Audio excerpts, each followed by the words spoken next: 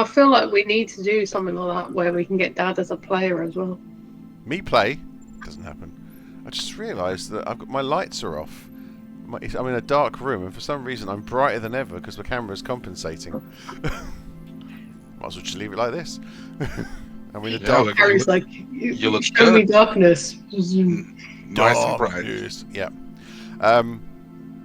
Swirling in a miasma of the mind, you find yourself in a strange place, a place of the mind, a place of dreams. Not Teleron, sorry, Alex. But so in the last session, you'd managed to resist being captured. You had found a teleportation device in the next room. You were able to retrieve the key to activate the device. After the chaotic start where Ostrin lost control completely of her magical abilities and randomness just started spurting everywhere. She was teleporting into the astral plane herself. She was shouting. She was disappearing. She was making great friends and reanimating magically one of the duo drones, who's now your friend, but not here. And through the chaos and having to fight and defeat a clay golem that was quite a vicious target, you were able to activate the teleportation device, which then, when you went through it, took you into this place somewhere else in the city, where this vast machine of black, gold, and bronze is swirling with this green mist, and within the green mist you could see spirits kind of like shifting around, pushing up against the glass, screaming out in agony, moaning. And there was these huge power nodes where power was just rippling across the room from this device to this mana chamber. But the mana chamber itself had been severely damaged to the point of almost complete incapacitation. But someone had created some sort of arcane and physical link between this undead necrotic device, whatever it is, and the mana and the mana crystals, the mana tower that was there. Paladir, double shotting with some Eldritch Blast, smashed open the conduit connecting. It was clear to any of you who are magical that somehow this device was still somehow powering the broken leftovers of this mana tower through this chamber. Some sort of, dark power source. And so as the tubing was ripped apart by the Eldritch Blasts, so the fabric of reality itself around you ripped apart, and your mind and bodies flew into this infinite abyss. And you open your eyes, and the senses around you are strange. It's almost like you were in a dream, that you're seeing yourself through yourself. It's an inner body and an out of body experience all at the same time. Around you is an infinite space, pricks of light shimmer in the far distance, an infinite space between you and them. It's as if you were sitting on a hill in the most clearest of nights you've ever seen, with the most stunning of light shows in the sky, however, 1,000 times over, and yet also pitch black. But around you and ahead of you, you can see this chamber. Now, the chamber here looks far larger and more in focus, but also out of focus. When you focus on it in your mind, it becomes clearer. When you stop thinking about it, it becomes hazy and almost incorporeal. It's as if reality here is shaped by your mind rather than the physical body. And there is tendrils of purple connecting this mana tower that floats next to it. However, the mana tower isn't actually here. It's like you're looking at a reflection of the mana tower through the astral mist. But surrounding all of it now, there is still a faint green line connecting this device to the mana tower, the broken, shattered mana tower. But now, this green mist is just pouring out. But at the same time, there is still a connection somehow, even though there's no physical device connecting these two where you are now. There is still some sort of arcane or necrotic connection between these two entities. Swirling in this green mist, spirits come pouring out. Many are still trapped, but now that there's like a leak, you see spirits coming in and charging around and screaming. One thing that you noticed, especially Alex, and it's almost as if your mind is drawn to it, unbidden, without even your control. Your mind is drawn to a large golden shaft that's about as thick as your arm and about as long as your forearm here, and you can see that there's a locking mechanism here that you couldn't see in the material plane, and this bar is clasped along the some sort of seam line, and again your mind tells you, with knowledge that you don't know how you have, that this is some sort of lock mechanism. All of you can see that this device is powering this shattered mana tower. What that means, how that reflects on what's happening in the material plane. Are you actually even here, or is your mind here but your body's still in the material plane? These things you don't know. There is sound here. You try to walk or move, but you are unable to. But if you start to think about movement, then you start to move. So you can, or everyone can move here a minimum of 5 foot a turn. But in this particular space, you can also move up to 2 times your intelligence modifier as well. So I go backwards then. Yeah. No. It's a minimum of 1. It's a minimum of 1. -1 to intelligence. Yeah. You're kind of like, So, this is where the scene opens. You don't know whether this is the true astral sea or this is some sort of pocket dimension within the astral plane. You are unsure. But at this point, it doesn't really matter how you define it. For it is what it is. Your mind, your body, or the representation of your body, floats here. You can see some of these spirits are materializing into larger creatures. Hungry, desperate, in pain, full of sorrow. Roll for initiative. Well, I have on my character sheet, because I was enraged when we were in the room. Am I still raged No. in the astral plane? Okay. Oh, did you say you were raged in the room while Alex, Paladir shattered the tube? Yeah, because Yes. they've been fighting the other robots. Yeah. can anyone... Hello? Hello? Hi, Harry.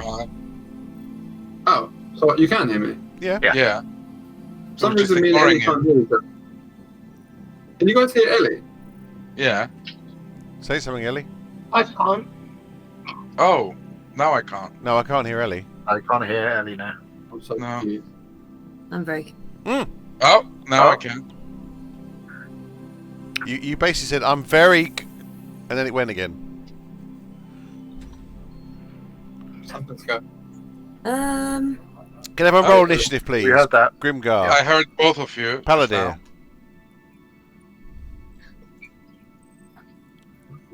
Okay, Paladir's done. Grimgar, we need to lock you in.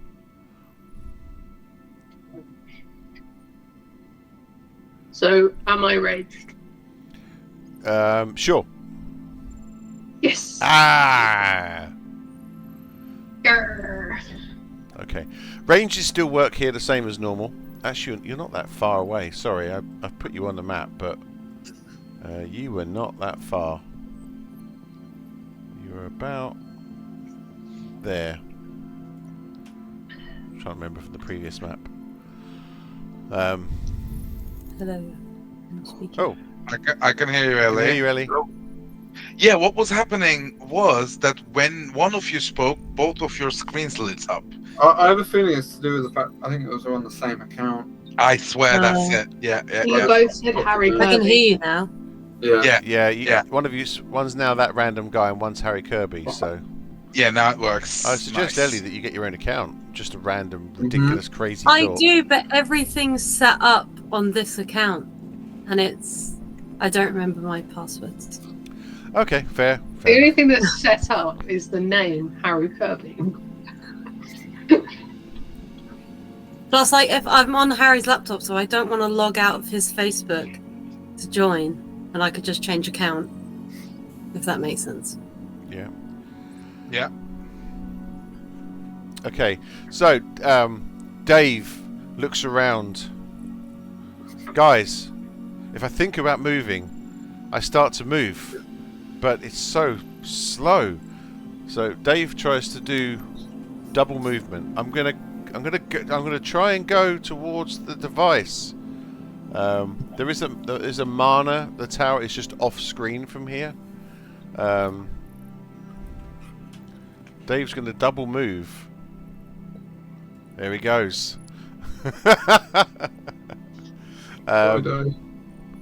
Demetrius. Wait, that's it? That's One it. box. Well, One square. two. Double Two. moved. Yeah. 1, 2. It's a bit like when you were swimming in that other campaign and you were just like, "Arr," but you weren't Right. going very fast. So, Demetrius, you can see So- before you these spirits crying out. They're not trying to hurt anyone. They haven't had their turn yet. They look terrifying, and some of them look possessed and in pain, and they want to affect living creatures. They want to I'd absorb like living to- creatures. I'd like to move as far as I can. My intelligence is -1. Okay, so you can do a square, and then Yes, and I'd like an act. you like an action. Okay, so you can squeeze into another square the same as one of these guys. So you'd have to go where Palladir is, or Austrian, or Muti. Palladir, please. Okay, you squeeze up as real I am close next to Palladir as he starts to move off. As I'm still raged, it means that I get to give somebody within 10 feet of me Which is everybody. 2d6. Yes, well, I'm going to give it to Palladir. 2d6, I think it's 2d6. Health, like temporary hit points. Okay. I'm going to roll those. Well, everyone's pretty healthy at the moment. I'm assuming there's been some serious health. I was healing going to say, going on. Yes. we've still got temporary hit points, haven't we, from earlier? Yeah, well, Dave's got 13. I've got 13 showing at the moment. Yes, Yeah. but from experience, Palladir, you... Do these stack then? Okay. Well, you've got 4 additional temporary hit points, Paladin. Thank you very much. And then I'm going to attempt, because I've never really done this before, but I have a short bow. So I'm going to fire it in the hope that it will do something. Okay, you can see in front of you, there seems to be 4 of these tortured spirits flying towards you. But behind as well, you can see a larger entity, flowing blue light, engulfing their body. Their skull is kind of like pulled back, and their hair flows out wild, and the face has a distorted, evil look with no irises, just completely white eyes, and it's kind of like. That looks the creepiest, so I'm going to aim for that one. I get 2 attacks, so I'm going to try my best. Okay. Go, little short bow. Go. Does a 19 hit? Let I'm me going to check. pause the feed a second. Well, the AC is 11. 19 hit? Yep, Ooh. 19 hits. Roll for damage. Oh.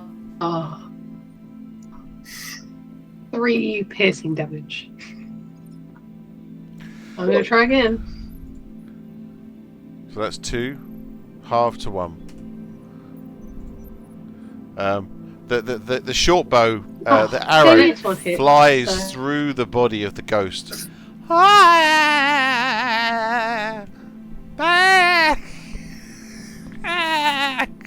And another 4 damage. So your second arrow flies through. Your intuition tells you that it is disrupting this ghost slightly, but that Mm-hmm. this thing is terrifying. Okay. Well, that is my go. Okay. Moving down the list of doom, the next victim player is Grimgar. You say these things look like they're trying to come at us to attack. They're certainly trying to come at you. They're looking at you hungrily like this.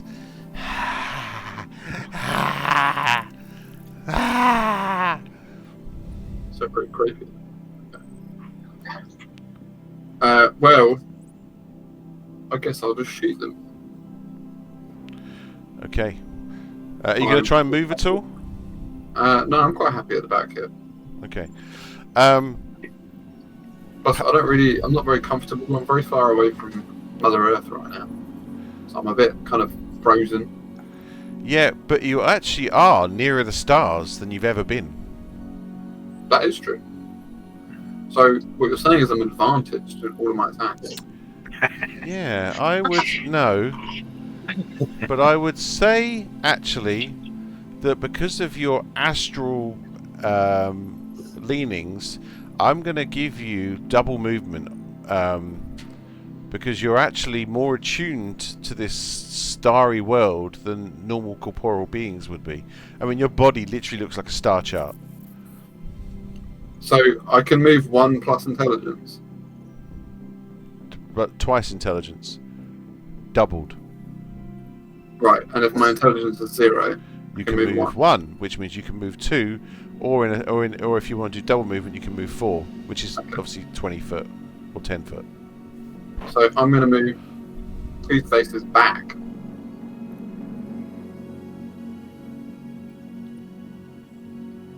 Yeah. and then you kind of shoot the one that is at the top, I guess. It's a strange. It's the closest you've ever got to flying because you basically just think about moving. I'm trying to not think actually, because it's all quite overwhelming. Right. Okay. So what are you going to do now? You've moved back. So first thing I'm going to do is bonus action. Actually, no, I'm going to guiding bolt the nearest one to me, which I think is the top one. I guess seems the most likely to go through. Yeah, the top one. And I'm gonna level 2 that, I think.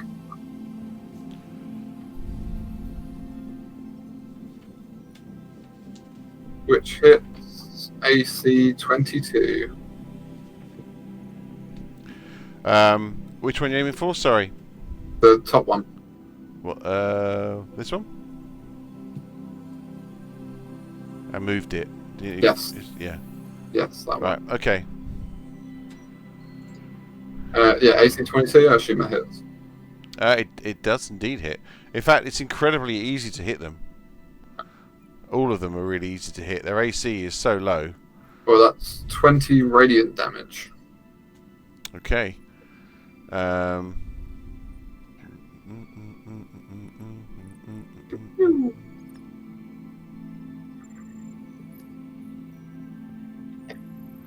Yeah. What was it you used? Guiding bolt. Yeah, your guiding bolt smashes into this creature. It cries out as the light intersects with the spirit, and it suddenly sort of starts to dematerialize. It's still there, but you have pretty much wiped it out. It's still alive. Well, I'm gonna bonus action. Do my archer form. Pew pew. Okay. Which is 1d8 plus 4. So that's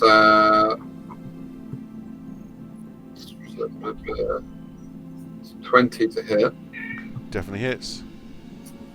and then 1d8 plus 4. 8 damage. A second bolt slams into. What was it you were hitting with? My starry pistol. The Starry Wisp.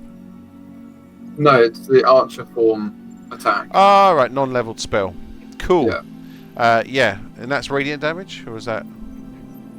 Let me check. It doesn't matter. He only had two hit points left. Yeah, your archer form shoots out a bolt of whatever it is. A bolt of energy, of arcane energy. It's radiant. It's radiant. Oh, it's radiant. Okay, yeah. And then there's a bright explosion, and the spectre, is vanquished. As he dissipates, the green energy that was suffusing the creature kind of falls back into the device. You basically dematerialized it. Classic Ghostbuster style. You've not actually killed it, you've just basically pushed it back into the machine.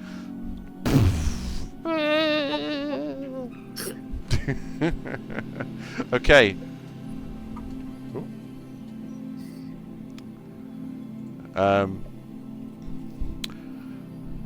There's a sudden pulsing energy, like an explosion, and you get one of those like horizontal discs, like a boom. The machine shudders, and then there's a boom, and a burst of the green energy suddenly shoots out. If I could grab it, I'd be dangerous. Can't grab the... Oh, whatever. I won't be able to show it on the screen because I can't get hold of the green splatty things and make it bigger. But the green splatty thing is... Everybody make a intelligence saving throw. Oh boy. 13. Okay. I rolled a natural 1, and minus one is 0. I rolled at 0. Fantastic. I rolled a 1 as well. No way. Yeah, but I get plus 1 though. Oh my shit. Oh, Charlotte also. Okay. Austrian... I rolled a 4, so I get 3.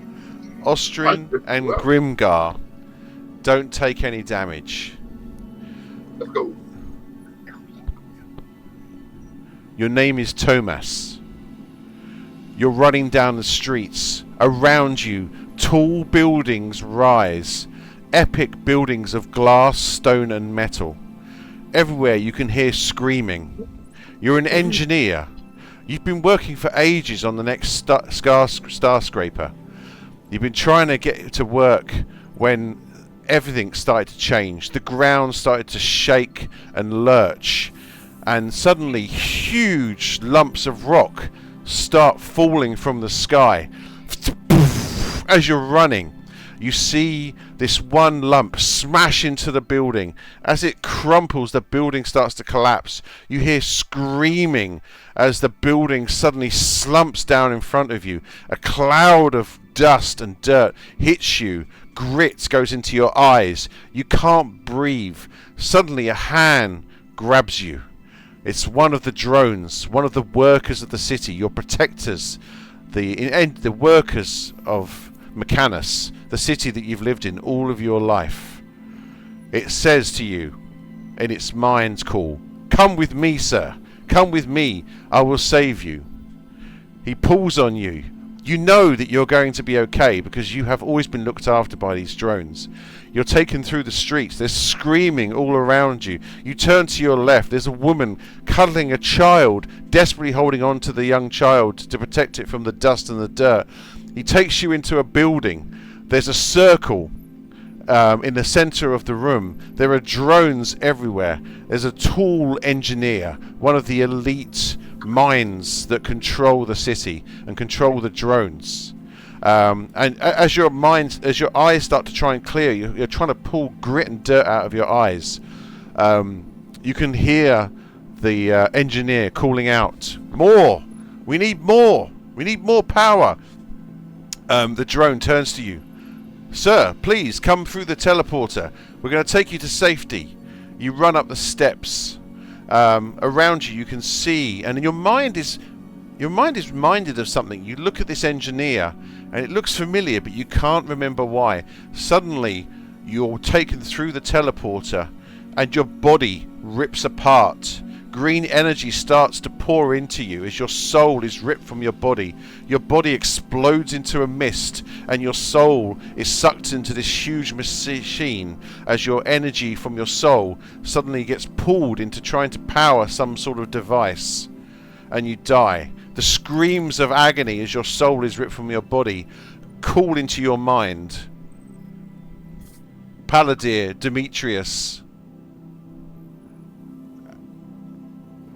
Oh my god. Beauty. Palladir, Demetrius, and Muti, you all take 10 psychic damage as you scream out in pain. Grimgar and Ostrin, you're able to separate your mind at the last second. This isn't real. This isn't real, your mind screams. And suddenly you find yourself swirling back in the astral space again. You can see shudders of pain and anguish and screams coming from Demetrius, Palladir, and Muti, where the vision of the souls. And then as you look around and you look at the spirit, the blue spirit, you recognize it as the spirit of the engineer that was summoning it. And you realize these drones were feeding the denizens of Mechanus into this machine for some purpose that you don't understand. Okay, Ostrin, it's your go. Your mind kind of separates itself from that moment. It was a vision. It wasn't you.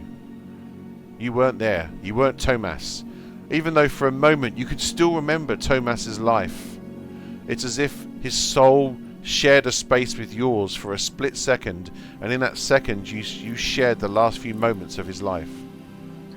Okay, I now feel like I thought what I was going to do wasn't actually going to work, but now I feel after that it feels appropriate. So I'm going to move forward like a little bit just so I'm in front of everybody else.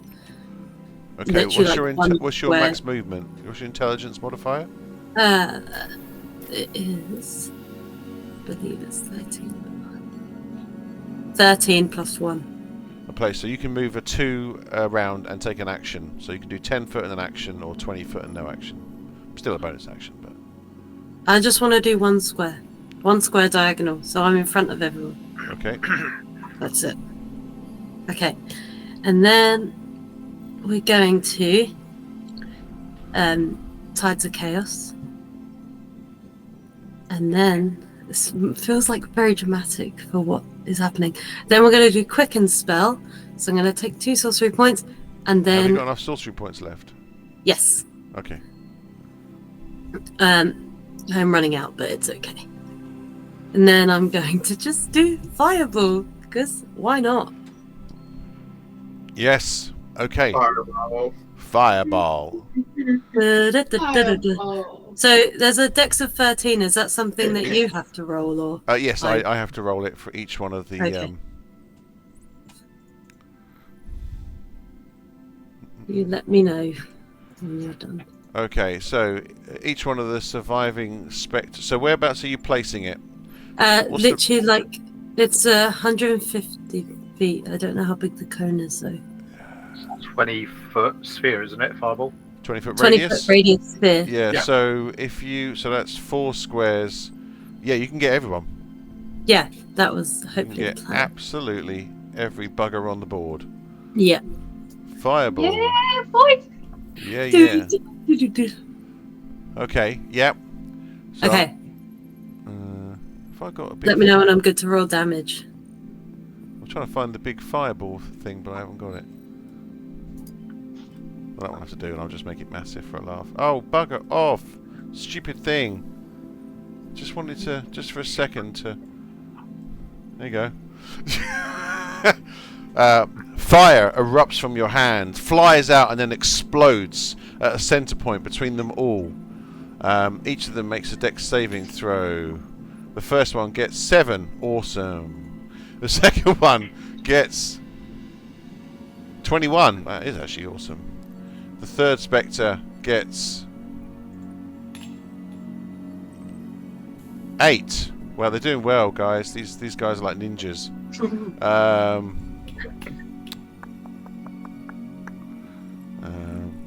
And the ghost gets 21. They are all resistant to fire, but Oh, that's okay. I thought they were ghosts. They weren't. Well, they says damage resistance, bludgeoning, piercing, slashing, lightning, thunder, cold, fire, acid. Oh, jeez. Resistant means they still take damage. They take half. Yeah, and they're immune. Okay. They're immune to a couple as well, but I won't tell you what they are. You can probably guess them. Not But- radiant though. Not radiant. Yeah. No, they ain't nothing from radiant. Radiant is bad. Oh, okay.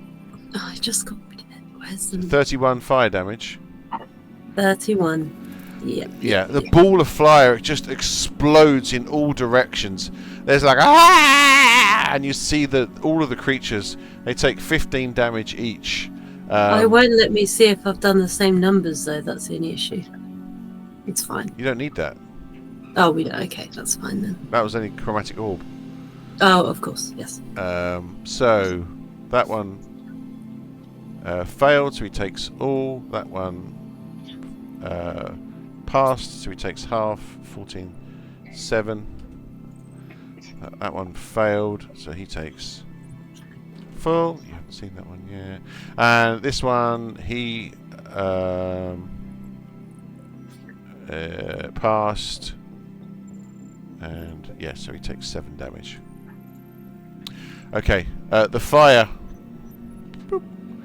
dissipates. All of them are still there, but you can see severe damage to all of them. It's hard to really gauge the damage on this because they're just ethereal, but the kind of their images become more translucent as the green energy that binds these spirits together starts to loosen and fade. Any bonus actions?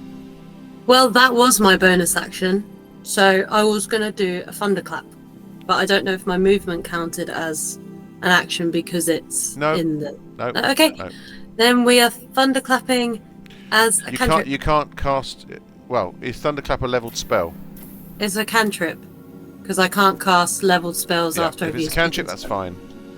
Yeah. Okay, So so that's con 13. to what? You have to remind me Yeah, of the spell. Ellie. Tell him. You create a burst of thunderous sound that can be heard up to 100 feet away. Each creature within range other than you must succeed on a Constitution saving throw or take 1d6 thunder damage. Well, is that I know they're everybody? resistant. So even the players Well, as it's well? 100 feet. A burst of thunderous sound that can be heard up to 100 feet. I don't know. It says the range is 5 feet.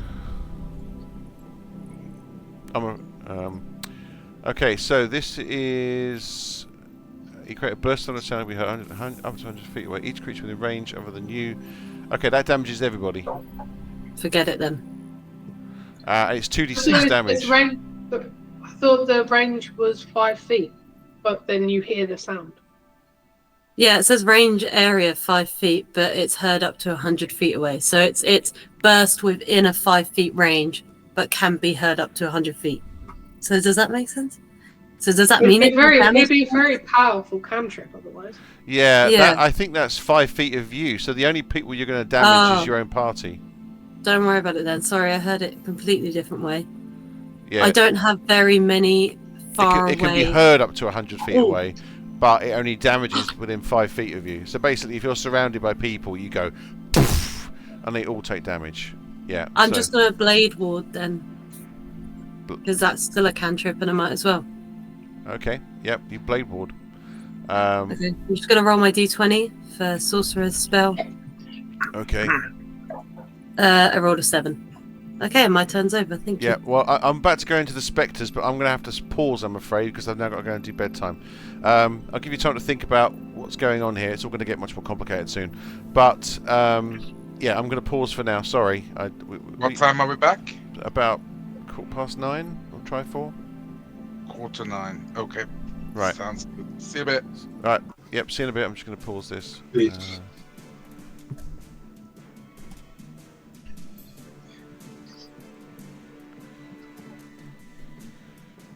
Right. Okay. So, it's the spectres go. They come rushing in. Each one's going to go to ground. I'm going to move Demetrius up one. I'll just say the natural astral tides push you away slightly. Because you are floating in space. You're not actually in 5 foot squares. You're kind of like, oh, trying to use your mind to stabilize yourself. These things start coming in. They go flying in. I'm just going to literally shift them to the nearest people that I can see in a line. Ooh. They come flying towards you. Oh, it's not his go yet. Not his go yet. And these things just like, oh, they look hungry. They look desperate. These are the faces of the, you know, the denizens of I can't say it. Mechanus. Just say it again. Mechanus.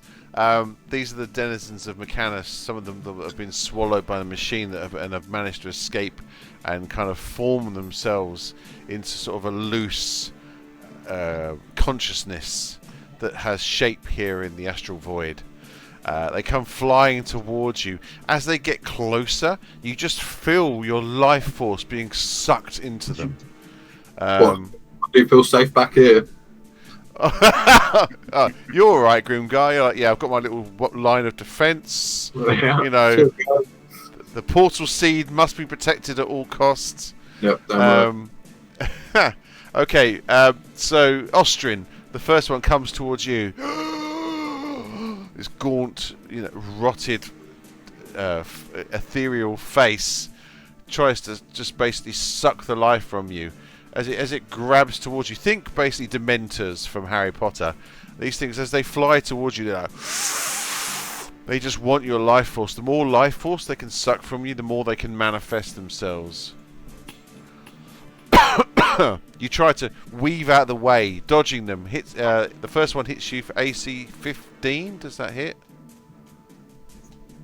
Did you do subtract 1d4 from that? What for? Blade ward. Oh, nice. It's not a blade, but does it matter? Does blade ward It care? just says whenever a creature makes an attack roll against you before the spell ends, the attacker subtracts 1d4 from the attack roll. Yeah, wicked. No, that's valid. That is valid. So I'm going to roll a d4. I'm going to roll it to everybody. I roll a 2, so my attack goes from 15 to... What did I say, 15? Yeah, 13, AC 13. Does that hit?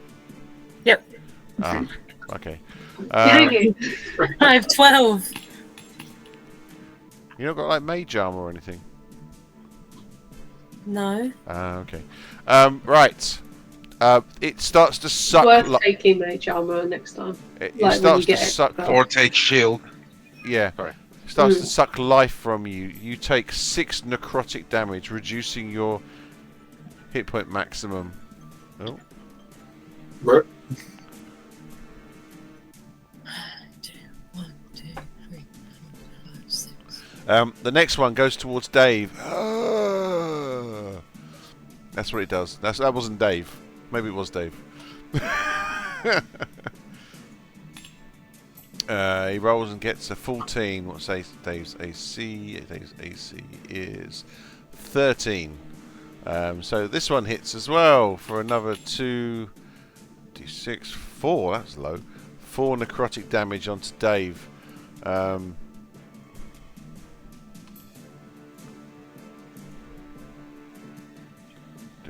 Oh, actually, I got a. It goes off of his new.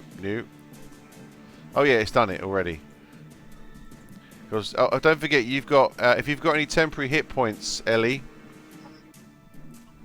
I do. I have 8. It comes off of those, obviously, not so you're. Sorry, I thought you said it comes off like the maximum one. That's it fine. does, but because we've all got these temporary hit points, thank Dave later. You actually, at the moment, your temporary hit points is taking the buffer, as it were. So until they're gone, there's no permanent damage. So hooray for everyone's temporary hit points. Got quite a lot of temporary hit points coming out of this party. Cool. This is perfect for another spell I have. It's very actually useful for this scenario. But did we get any temporary hit points on today, by the way? Did I miss any? Well, everyone should have started with 13, but I don't know whether you've already consumed yours because you took quite a bit of damage. It would have been because we haven't from this session because it's the start of the day. Gotcha. We just haven't. Well, don't forget. No, because it came from Dave's ones. Came from the short rest. Remember when after the fight with the drones when you they sprung the trap, you had a short rest after when Austrian was going around disappearing, changing shape, calling lightning, bringing down the roof, all that wonderful stuff that Austrian was doing when she was losing control. You also then had a short rest, and Davey's able to give everyone 8 hit points after a short rest, and then Dave cast Aid, which gave some more temporary hit points. So, and those are all gone, I think, from me, as far as I remember. Cool. Thank you. Cool. Right. Okay. So the next one is going to go on to Muti. So this one's making an attack roll. He hits AC 10. Miss, So, thankfully. This creature stares at you with soulless eyes, sucking and trying to reach out to you with his hands, but you're able to sort of deftly just avoid the attacks. It's difficult to block, but you're just so skillful with your, dexterous dodging that you just kind of like move out of the way as it's flying towards you, like probably Matrix style, really. Okay, Muti. Slightly dumber. Okay, so the dumb Matrix. Yeah, Matrix done by I don't know, Jimmy Fallon or something. Anyway, so I am absolutely useless. I've got nothing in terms of magic attack. I don't have many hit points anymore.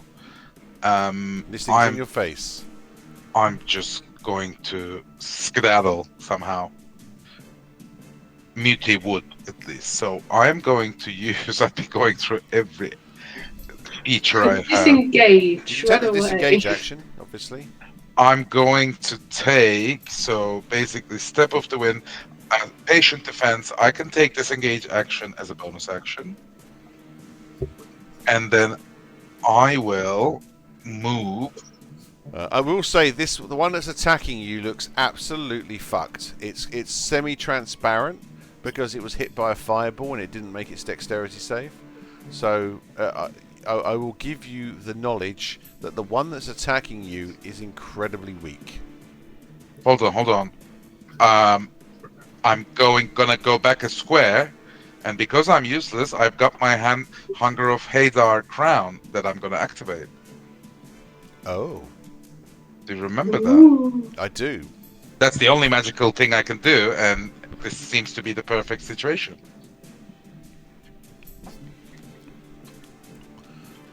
What damage does the Hunger of Hadar do? Not much, but the beauty of it is that it's like it's a concentration spell, and you can just keep the 2 portals that open at the bottom and the top of the spell on for 10 rounds, and if anyone stays in that... Sorry, let me open the thing. You open a gateway to darkness between the stars, a region infested with unknown horrors. A 20-foot radius sphere of blackness and bitter cold appears. It had a very funny tooltip text, by the way. Void is filled with a cacophony of soft whispers and slurping noises that can be heard up to 30 feet away.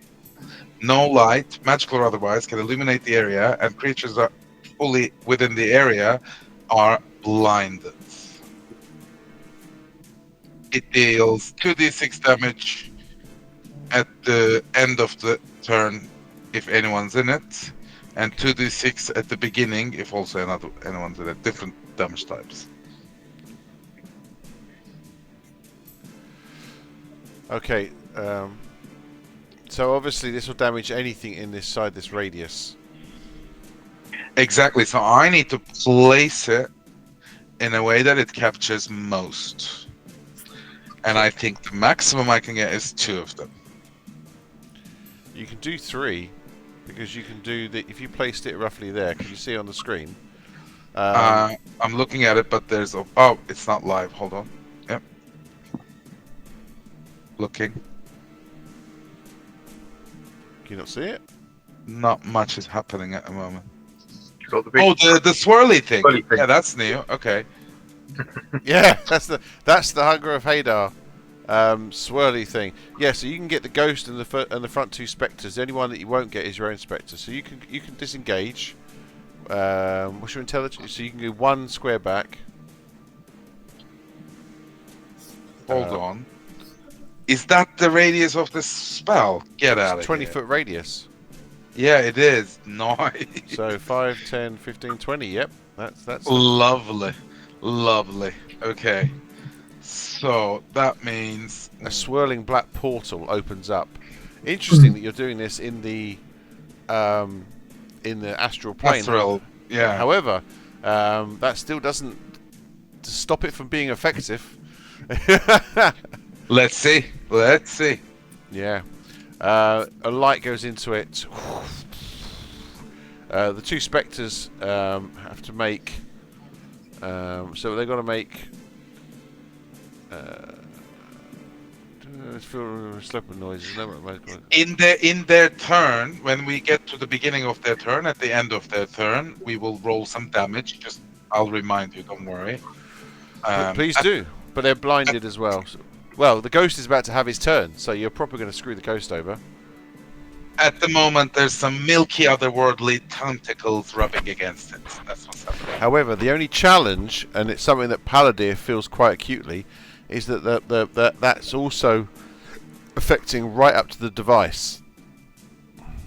Palladir, you know that you have to do something with this device. You have to get to the device. Can I just say something, Gary? Yeah. You can get down 1 square, though, right? Like, and we can take the device less. There's definitely a way to avoid the device as much as we can here. Yeah, like. So like that. Right. You know. Yeah, there we go. This means they can get out of it easier, but not damaging the device. We're okay. But it's pot luck if he goes in the right direction because it's blinded. Yep. Yeah. But it's not blinded through darkness, it's blinded through the just sheer blobs of blurps. Yes. Creatures. An interesting spell to use against undead. But it's not. It's cold damage. Yeah, And 2d6 cold and 2d6 acid, not very useful. But it's the only thing I could do, Gary. it's And okay. even- It's resistant. Resistant to cold damage? Shit. It's and acid damage, Oh, but not immune. okay, good. How many times I can do this a day, by the way, you said? So if it starts its turn, it takes cold. If it ends its turn, it takes acid. As the tentacles Yes. reach out from the portal and try and suck it all in. Awesome. Okay, that's Yes. happening. How many times can I do this in between rests, Gary? You never told me that. Oh, it was just once a day. Once a day. Yeah. Okay. Nice. Alright, that's my turn. Okay. Right. So moving on up, Palladir. Yep. You feel a presence in your soul and a guidance. In your mind's eye, you remember that bar. A voice in your head, not using words, but just almost like knowledge is being put into your mind, tells you that that bar needs to be moved, needs to be removed. That will then basically release the mechanism, and all the souls will emerge. Okay. Can you put the bar on the map? It's on the device. Oh, So you can reach it if you can reach the device, or Yeah, is there a particular side? No, well, We're not that it's on this side. So the side where the ghost is, Right. facing you, that's where the bar is. Okay. Just right there. Can I? I'm going to Misty Step. Going to use bonus action. Yep. So that works perfectly here. It's a good call. Yep. So what's 30 feet? Misty Step? 30 feet. Yeah. 5, 15. So I want to skirt the edge of the hunger and- That's 15. get as close as I can. 20, 25, 30. So that's you misty stepping.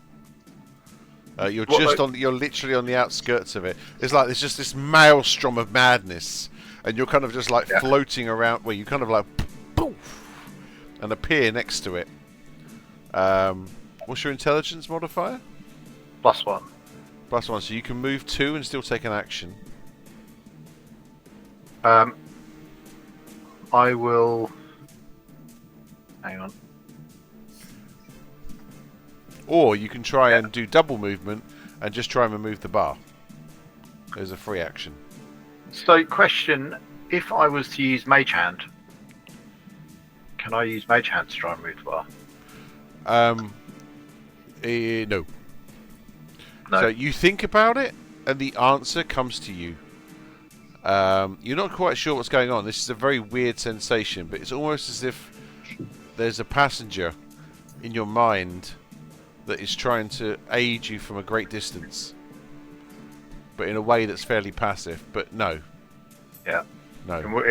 Okay, fine. I wasn't certain. In which case, I'll double movement to try and get to the container. Okay. You reach out it. Because the ghost is inside the maelstrom, he doesn't trigger an attack of opportunity. He's like, ooh. It's doing some real hammy ghost shit right now. And he's like, these tentacles. The undead ghost is being freaked out by like gibbering chaos. Chaos versus undead. Otherworldly, milky tentacles. Yeah.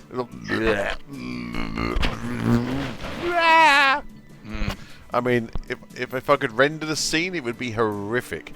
Two different genres of horror clashing against each other. Ghost stories versus alien monster stories of gooey tentacles. You appear, this thing is vibrating.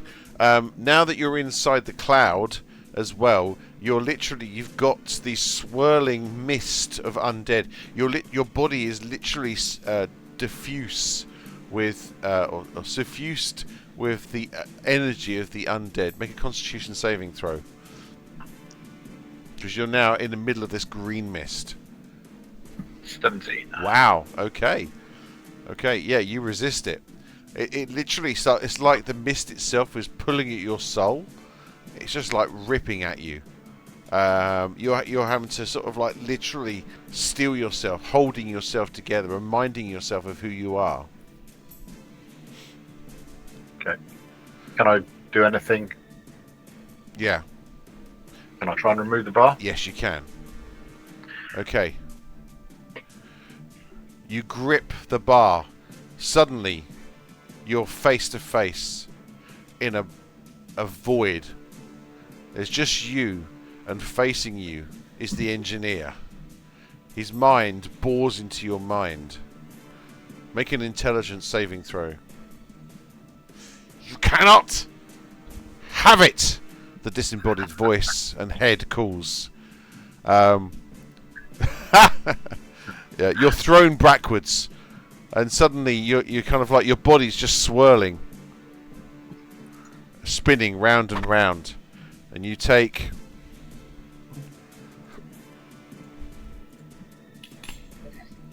3 psychic damage. You slow yourself and stop spinning. Your turn is over.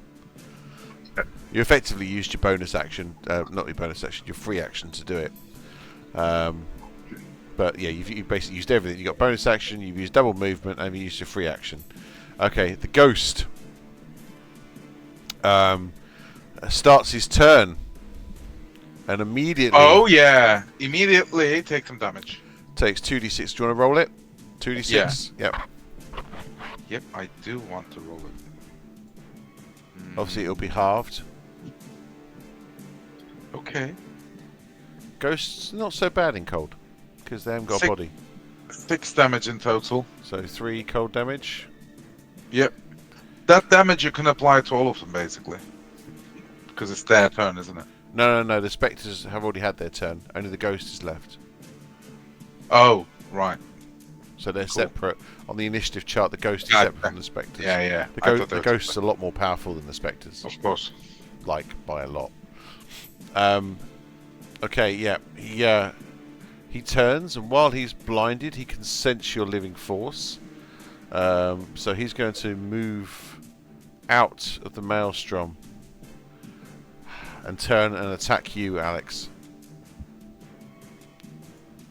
Yay. Actually, no, he's going to try and possess you. Awesome.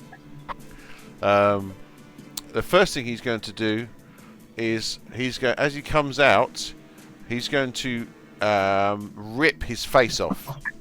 He turns as he's kind of coming out of the maelstrom. He turns to the rest of you, rips his face off, and this deathly face screams out. Everybody make a charisma saving throw. Not you, Alex. Wrist. Yeah. What are these saving throws? What are you doing?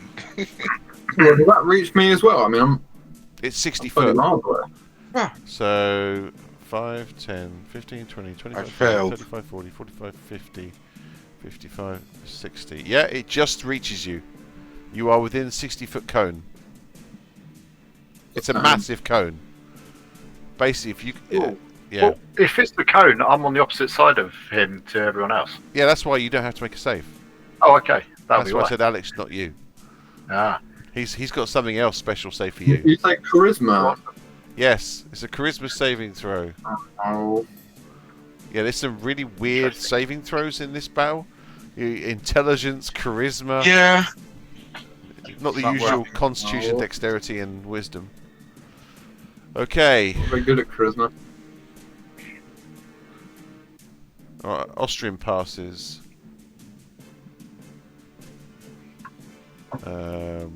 Muti fails. Demetrius passes. Grimgar fails. Okay, horrific visage.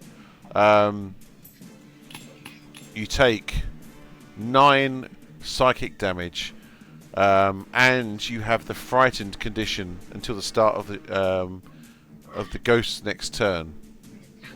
Everyone that passed, you're now Austrian and Demetrius. You're completely immune to this effect for the rest of the battle. You kind of look at it and you're like, nah, not that scary. However, Grimgar and You should Muti, just see them. this visage has got into your soul, and then it turns and it completely engulfs Palladir. Palladir, your mind is invaded. You suddenly feel this ghost pour into your soul. You need to make a charisma saving throw. However, Bless you. you get it with advantage because there is someone along the ride with you, helping you. So charisma with advantage. Yeah. I don't make this. I don't know. If you don't make this, you're fucked. Okay. 26. Holy shit, you make it. Yeah, the DC was 13. Oh, that's right. I've got +7 on charisma because I'm proficient on the saving throw. Yeah. Otherwise, the ghost would have disappeared, and you would have become the ghost, basically. Oh, And it would have taken over your body. You shove it back out. It kind of gets pushed back. Ah! None of us notice, and then we just have Ghost Paladin with us. Right. Okay. You're now immune to the possession for the next 24 hours. So it can't now possess you. It's touched your soul, and your soul kicked ass back. It actually looks slightly shocked. Not today. Yeah, so instead... Not today, Satan, not today. It now has to recharge to try and use that. That's like a breath weapon. But it's got a really hard recharge. It's kind of done. It's exhausted now. It gets like one chance a day normally to try and possess somebody. And maybe you weren't the best choice. I forgot you were a high charisma character. That fucked it. I knew to avoid the sorcerer. Their charisma's like awesome. Right, it's going to make 2 withering attacks on you now. First one hits AC. Come on, catch up with me. It hits AC 21. Wham bam, thank you, ma'am. And the second one, it does. Wow. Hits AC 23. I'll Have you got shield? deflect attack reaction. Okay. Oh, actually, I don't see the point of that, actually, because deflect attack just gives me an AC bonus, doesn't it? Yes, and your AC is 12. So you'd need a 9 and an 11 bonus. Yeah, maybe I won't even bother with that. Yeah, shield's not going to help you in this one. No. Okay. Gary, I need to roll concentration check, don't I, with Hungry of Heda, because I got damaged. No, the device does the concentration for you, I think. Oh. The Headband. crown. The crown, yeah. Heavy is lovely. the crown. Cool. Okay. Okay, holy shit. You take 17 necrotic damage from the first hit, Alex. Right, and then second one. 13. Don't forget... Oh, holy crap.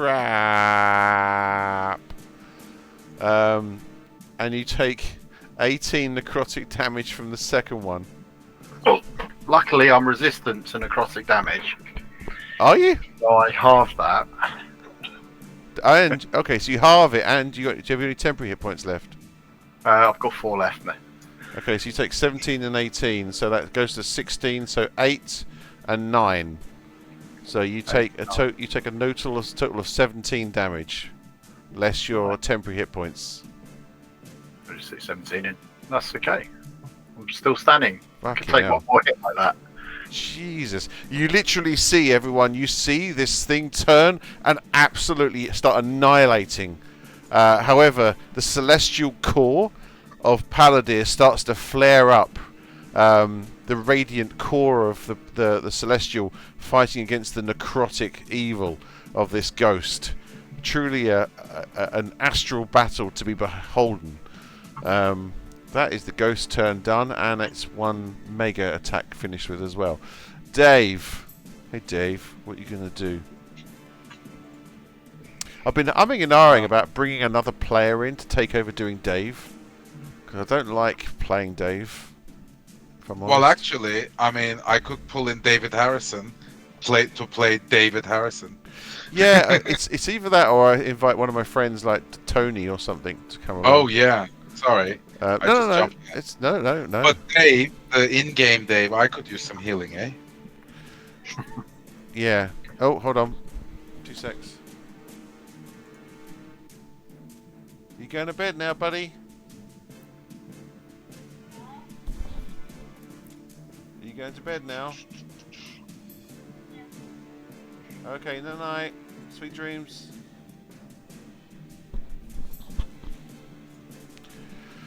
Okay, Dave is being attacked on all sides. He's surrounded by 3 of these spectres. I think it's time Dave does some attacking stuff. He'll bonus action heal. He can't. Are all 3 of them at disadvantage because they're blinded? They will have disadvantage, yes. So what is he going to do?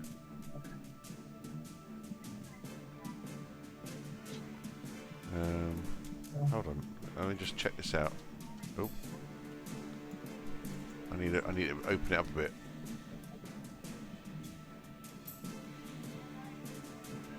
Okay, Dave is going to use True Strike cantrip because it does radiant damage, and he gets to use his spell attack modifier, which is just as is better than his normal attack, I think.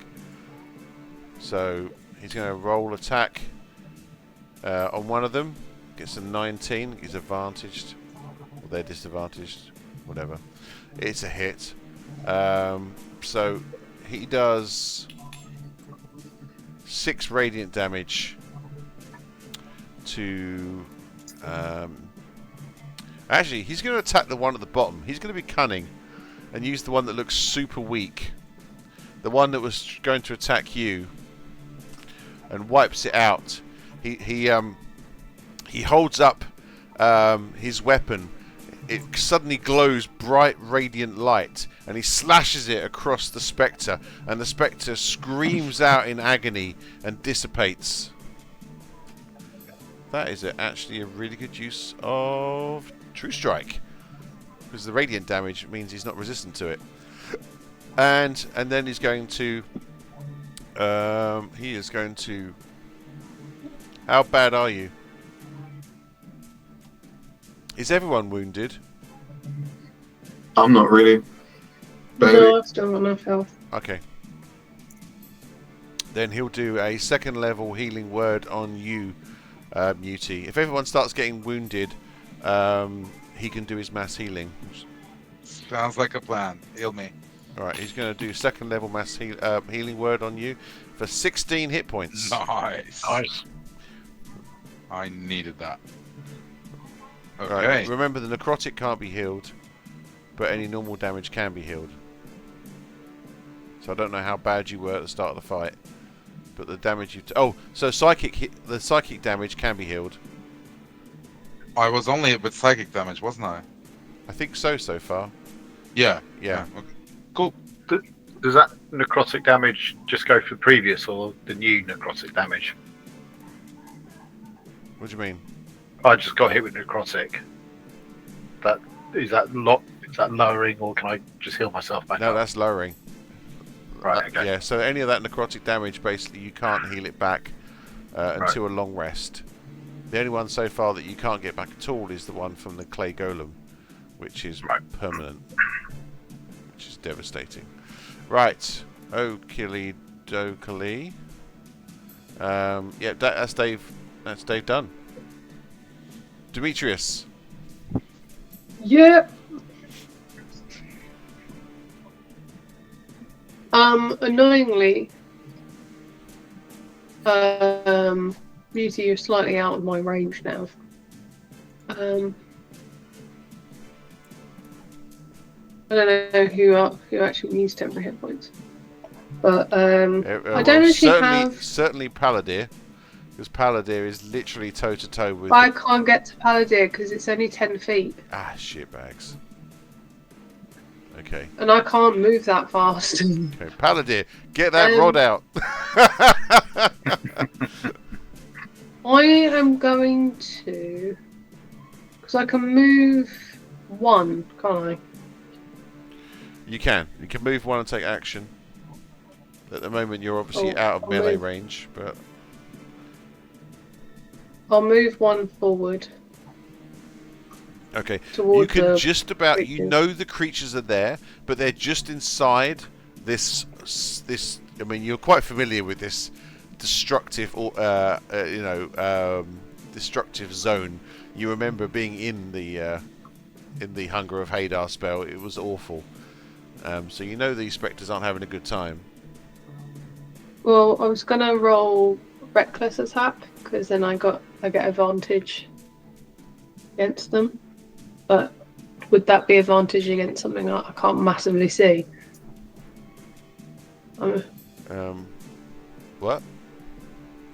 Say that Well, again. I was going to use reckless attack, but then you just said that I can't massively see them.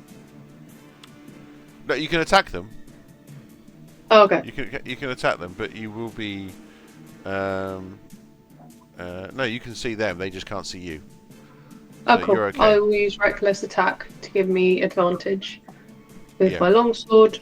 Being a longsword, weapon mastery means that they have disadvantage against me in their next attack anyway. So it just negates it. Just gives me a free advantage. Advantage. So this one that's on Stabby Austrian stab. is also very, very weak.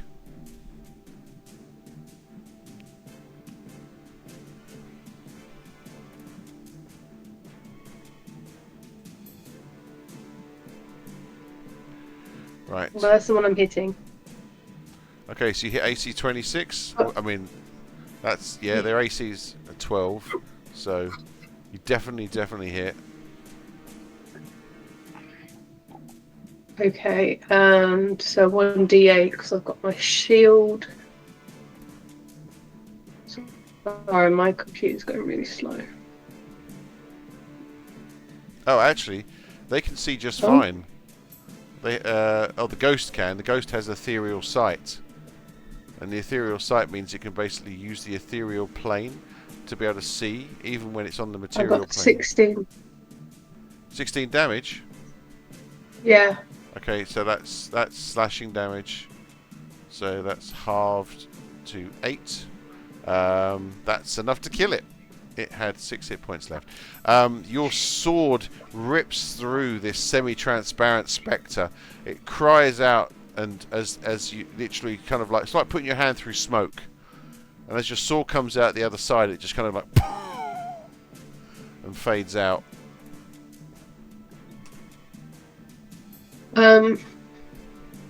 I have one more attack. Well, I was wondering, because I can't actually reach the other one, whether I can, let's see, distance-wise, can I use my breath weapon against the ghost? I can do a 30-foot line. No. So that is a magic action. It's an action that replaces your attacks. But you don't get to do sword attack and then breath weapon. It has to be breath weapon or 2 sword attacks. So That's fine. I can't reach the other one. Well, unless, I mean, can I could use my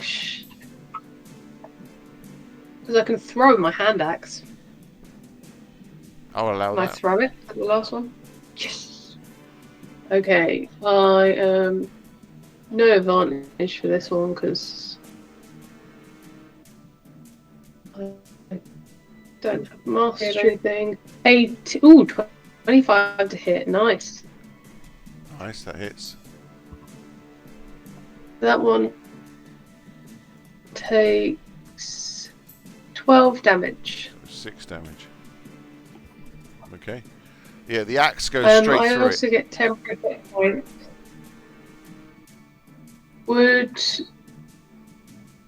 That's fine. I'll take the axe off my hand axe off my inventory like- because I doubt I'm getting it back. Just flies off into the distance. Just keeps going forever. Austrian, do you need temporary hit points? If not, I'll give them to Dave. No, give him to Dave. I'm good. Dave, you always heal us. Let me heal you. Oh, that's great. Hey! We're a You team. can have 5 The greatest team. temporary hit points. That is my go. Dave's impressed. Right.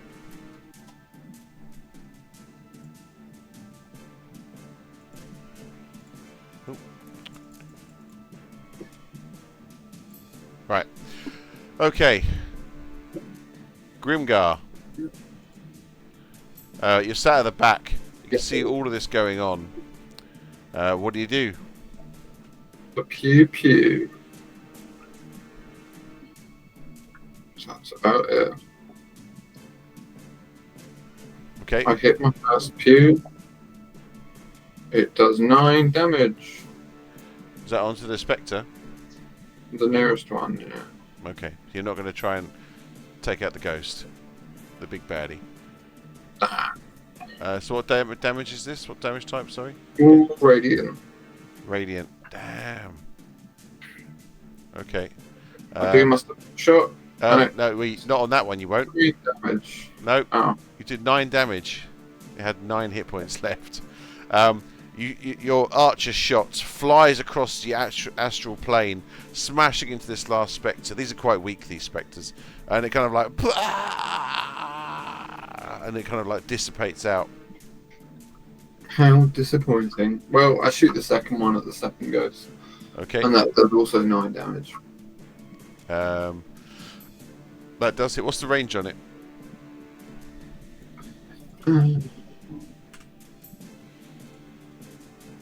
Ghost's still fine. It's not even blooded yet. No, 60 feet. And we know that hits. That definitely hits because it hit you with a Yeah. 60-foot thing. So, oh no, that Yeah. doesn't hit. No. You see, there's a wind. So in the other direction, it's about 65 feet. Yeah, it's just science, man. I can't help it. Okay. Are you done? Yep, that's my turn Okay. over.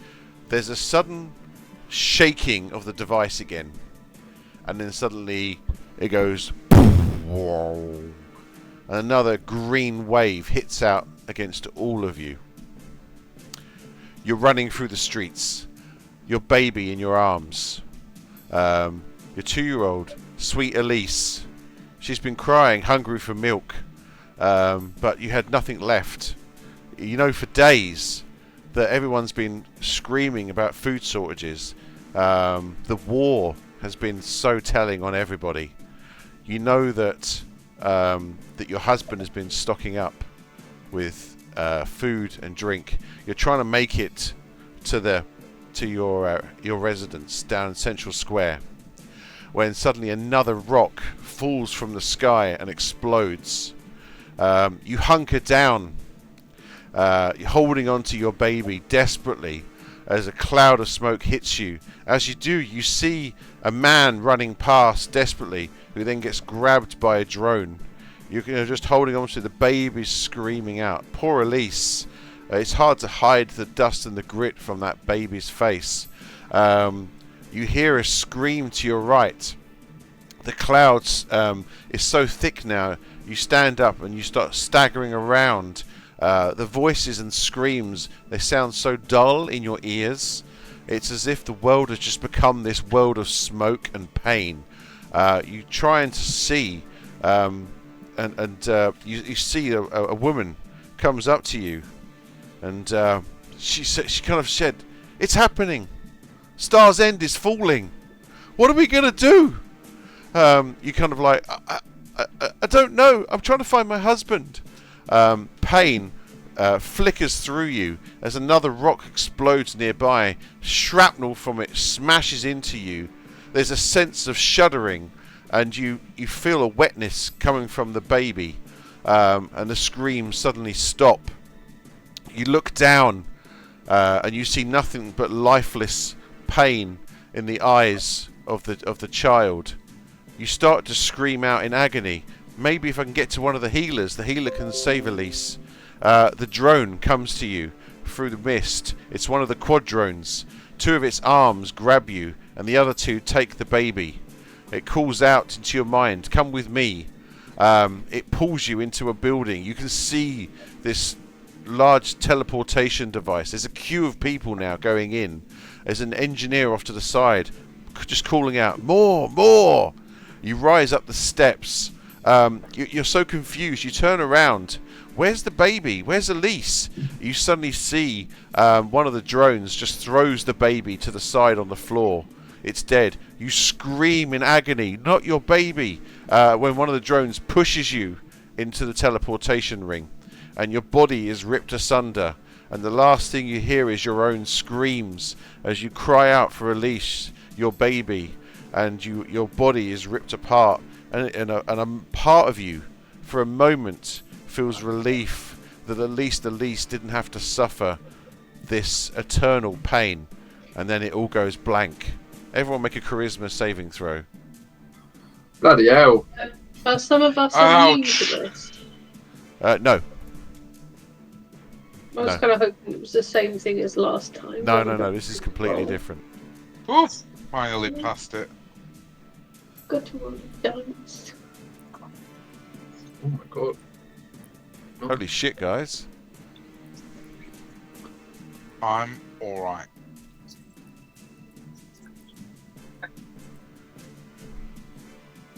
Okay. Everybody but Demetrius is okay. Demetrius, you kind of like, you start screaming. You cannot disassociate who you are from the woman in the vision. Her name Got a was 15. yeah. The DC is going to keep going up each round, and also the God. stats going to change as well. You for a moment you cannot remember who you are. You take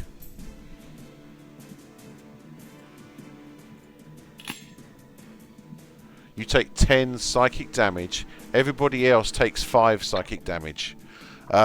The pain at the core of your soul isn't healed, and even though you disassociate yourself from it and you pull yourself back into your own body, a part of you still is screaming out for Elise, the child who died. And for moments, even though you gather your own soul back, you're just completely confused. You're trying to remember, who am I? Am I Grimgar? Am I Sally? Am I Grimgar? The mother whose husband she'll never see again, whose child was ripped from her, falling parts of Star's End, ripping into the building. You start to remember, I've heard Star's End. What was that? Okay. It was written in the cave. Star's End is falling. Grimgar. No, not Grimgar. Demetrius, you're now stunned. You're just literally like floating there. The rest of you can see her. Demetrius is just kind of like completely stunned. Right.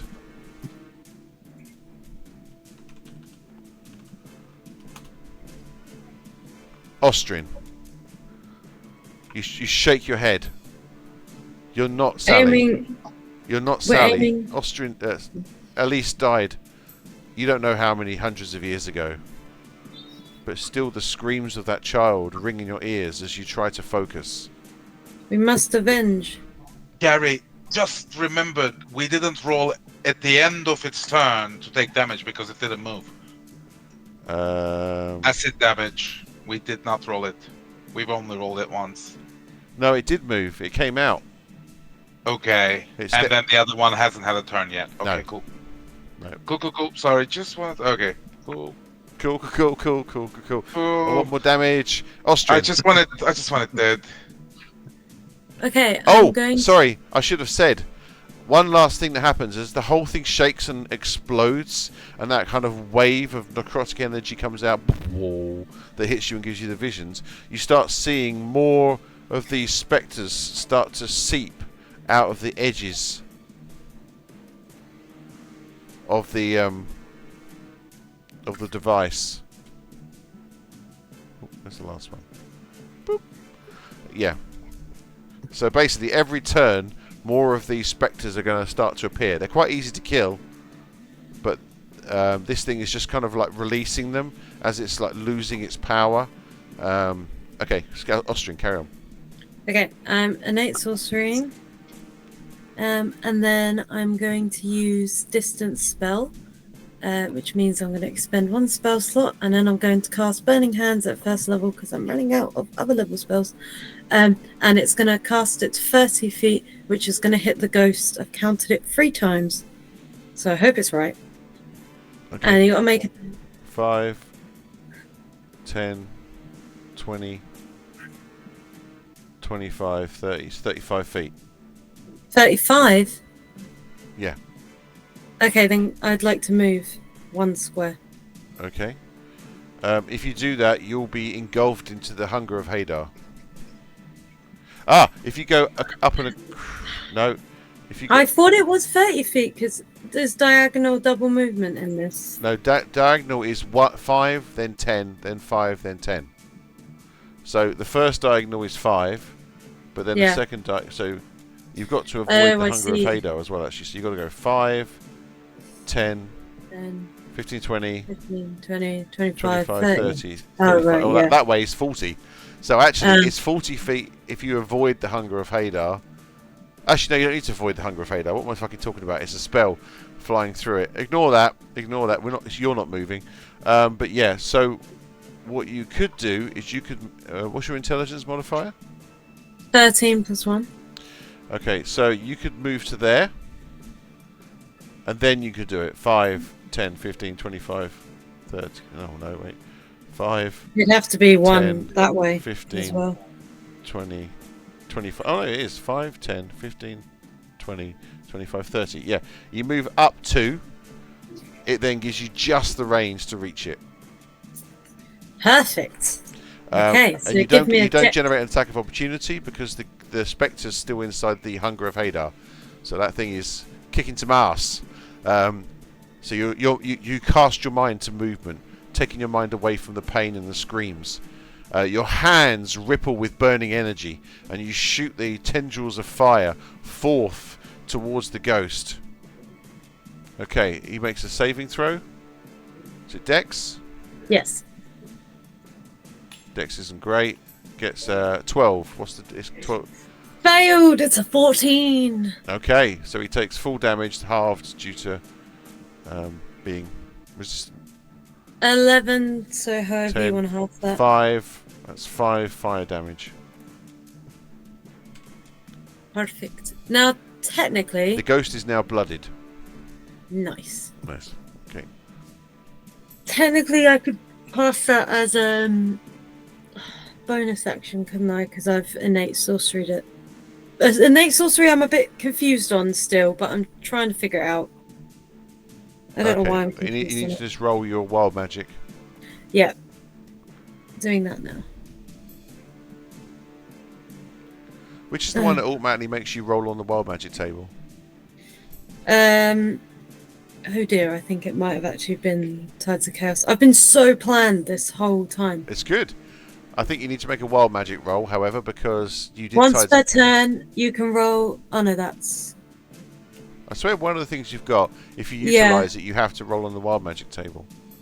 Oh, if you do cast a sorcery spell while using Tides of Chaos, before you finish a long rest, you automatically roll on the wild magic search table. So yes, I do need to roll on that. Let's do it.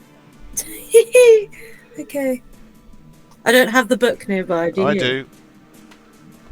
47. Okay. 47. Consult the Book of Armaments. Chapter... When it's something like, this takes you to the astral plane.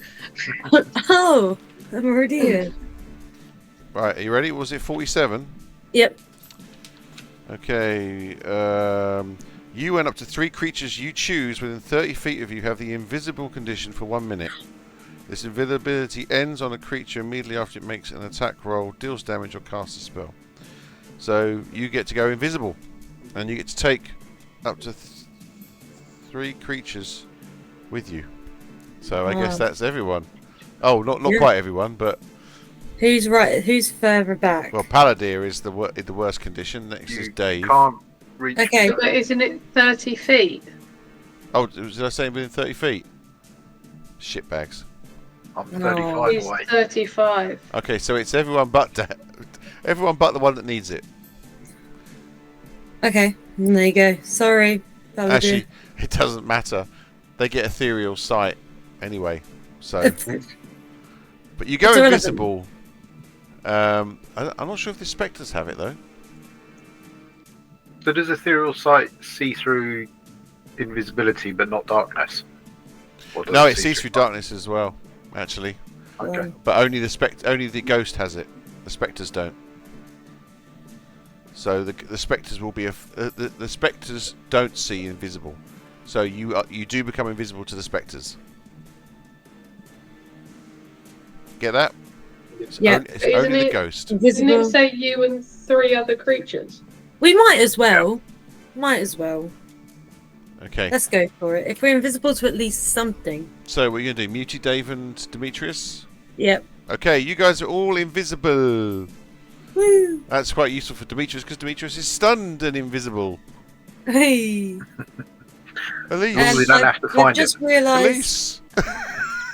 I've realised two things. Yeah. One, innate sorcery uses a bonus action to activate it, so that's my bonus action done and my action done. And I'm resistant to necrotic damage. What, all the time? Yeah. My Oh. defense is necrotic. So So- you should have been taking half damage. Yeah, I mean, last turn Well- for the necrotic damage, I got 6 damage. So am I allowed to add 3 hit points back to myself? Yeah, Or was am I that too- necrotic or psychic? Because That was necrotic. Okay. Yeah, go on then. Thanks. I'll allow it. I mean, Okay. Okay, Austrian, you are done. The spectres go in.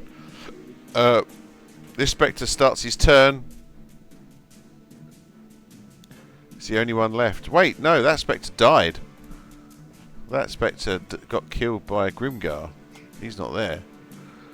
So these spectres are going to... one of them... Did I do One of much them are in- damage to the ghost? Yeah, you did, yeah. Yeah, Yeah. it's now blooded. Oh, you- yeah, You've yeah, taken it below half hit points. Okay, so this first spectre is going to take... Can you roll 2d6 cold damage, please? Yes, please.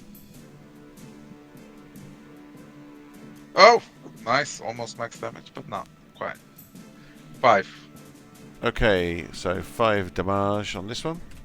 Uh-huh. And the other one's out, it feels like.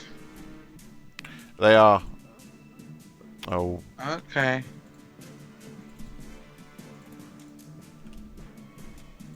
wicked. Right, so that one's damaged. And then they're all going to go flying. What is there? 50 feet. 5, 10, 15, 20, 5, 30, 35. So if you go through the Hunger of Hadar...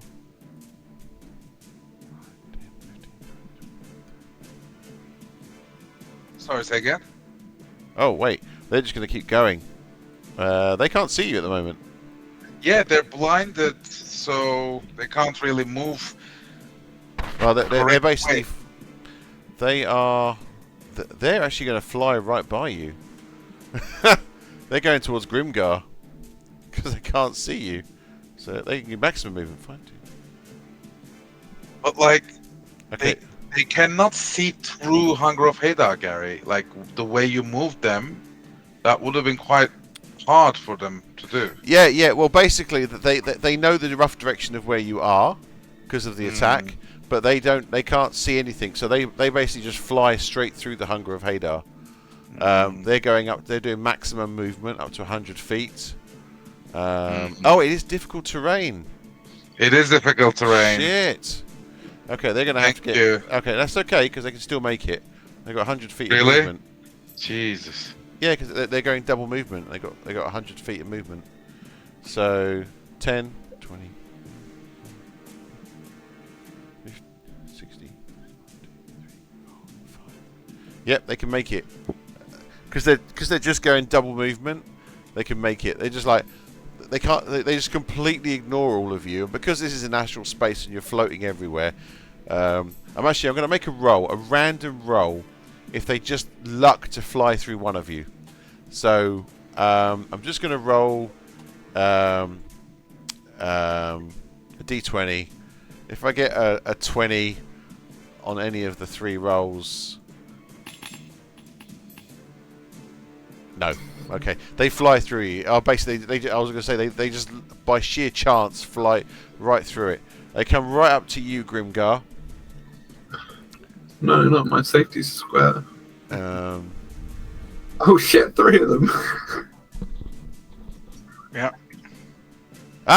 they're gonna do something really horrible to you. Oh, wicked. They're basically, one of them is going to fly right into your square and fly into you.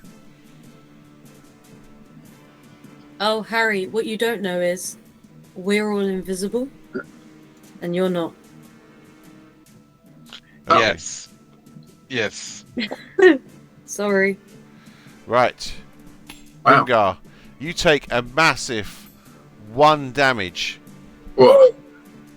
off of your temporary hit points. As Is that necrotic? No, it's force damage.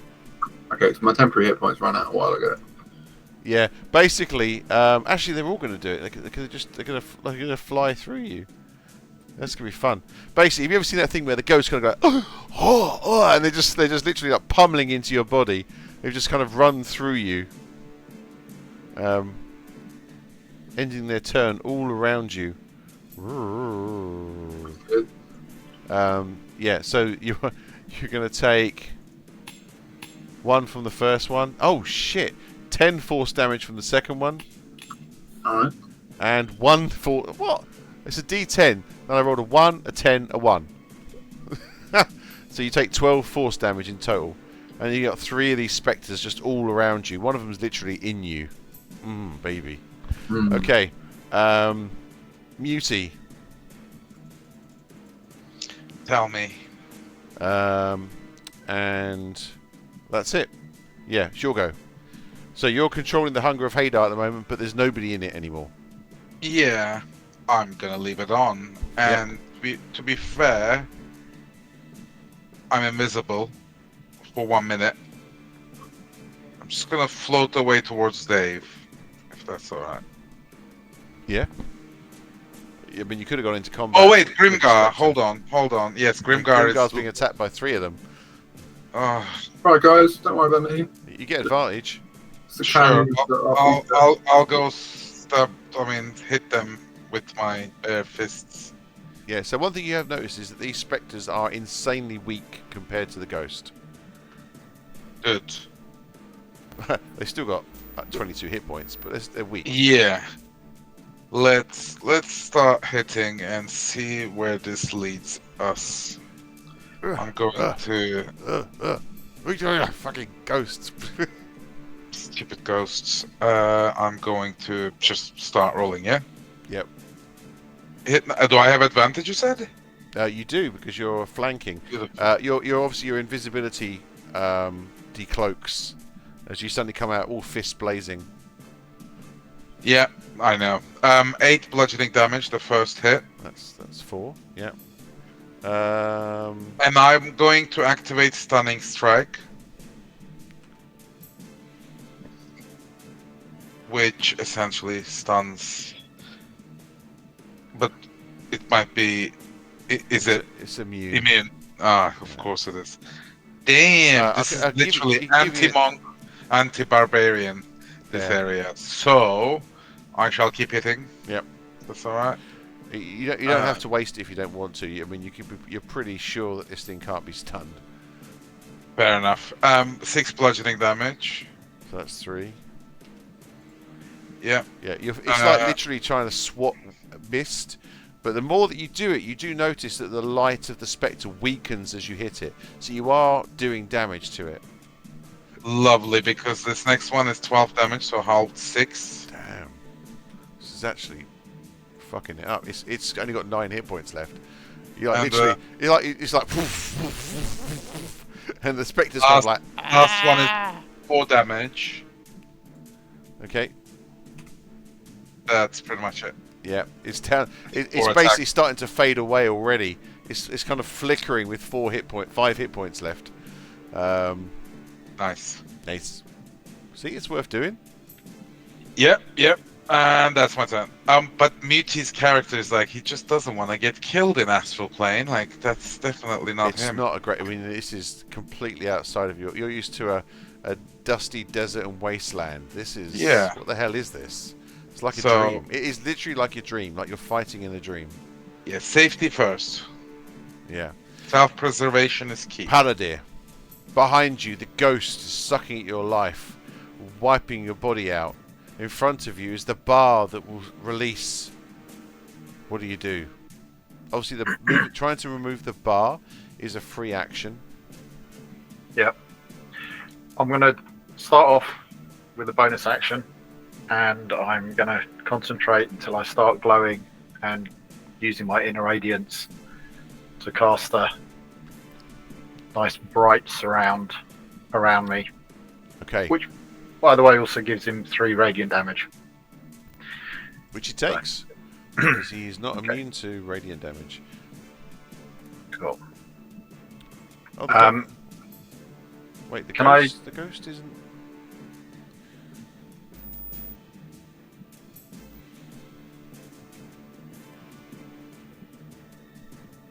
Wait, I thought that the ghost went down to half hit points, but he's not on half hit points yet.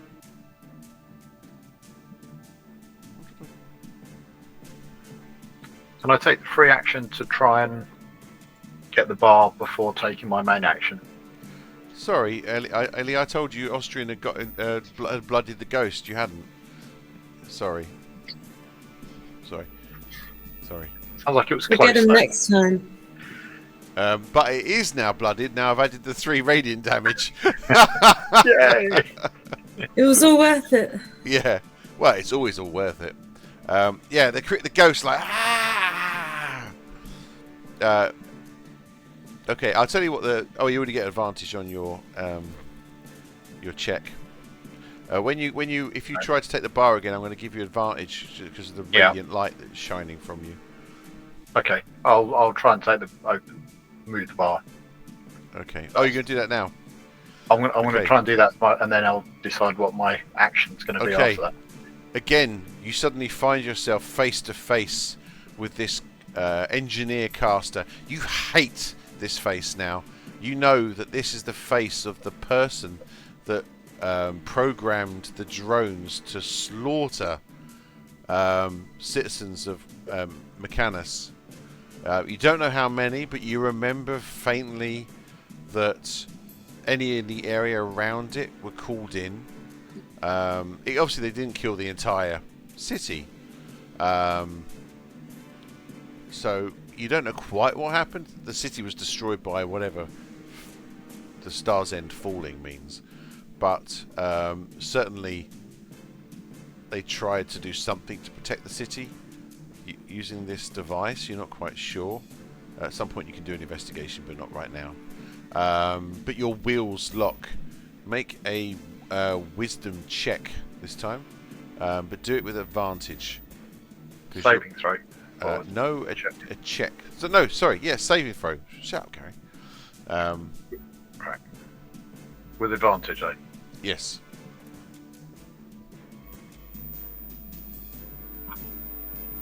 Two rubbish throws.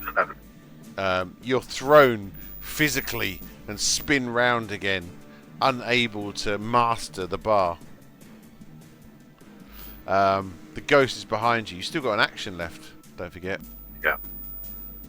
You kind of right yourself using your mind to control your thing, your spinning. You turn, the ghost is bearing down on you. Hands of necrotic damage kind of pouring towards you. What do you do that does radiant damage? That's the big question. Everything else pretty much but radiant damage or force damage is seems to have got resisted so far, you've noticed in the battle. I'll hit him with Sacred Flame then. I'll cool down Sacred Flame Strike. Which is Dex 15 save. Okay, so the ghost is going to make a Dex 15 save. It fails. This thing has not done well with the Dex saves so far. Okay, see what we get. 11. Is that radiant damage? Radiant damage. Oh, correct. Yep. Okay. You're noticing now that the kind of the skin is peeling away from this ghost. Its form is starting to vibrate. It cries out.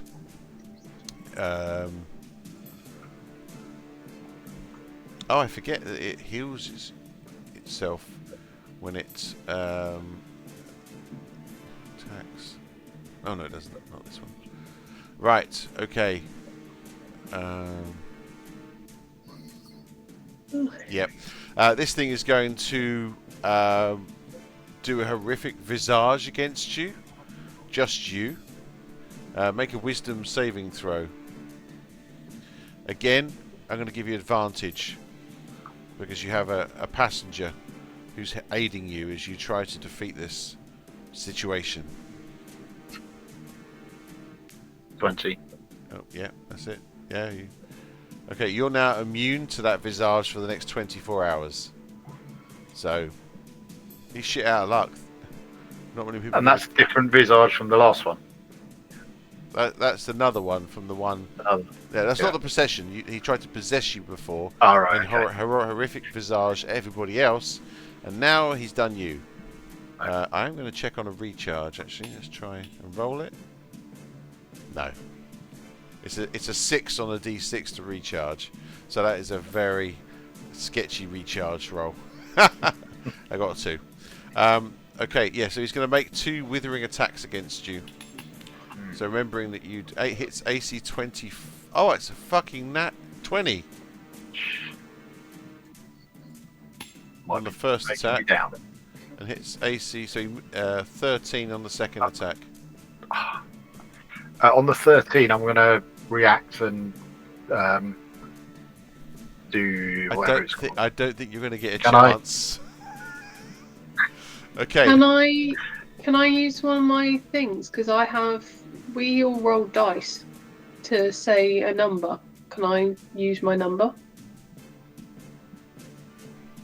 Yes.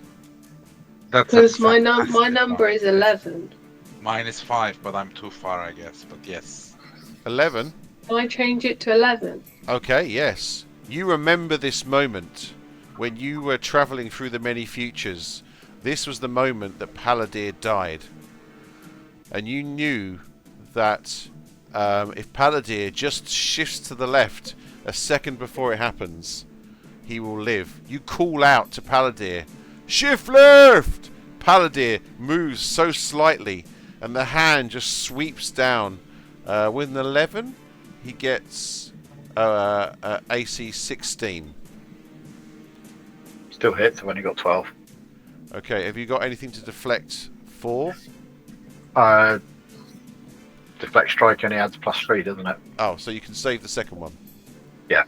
Okay, so you deflect the second one. The first one hits you. Okay, but instead of being 36, probably about 40 necrotic damage. Ow! It's 23. Is that halved or before it's No, halved? so that's 22. That's 11. 11. I'm still standing. Yeah. Fucking hell. Charlotte, Grimgar has just literally saved... Because he wouldn't have been able to then deflect the second shot, so he would have taken about 60 necrotic damage. At least 60 necrotic damage, so 30 necrotic damage. Oof. That's gone now. That was your number. I've taken it off. Yeah, well done. Thank Right. you. I wave.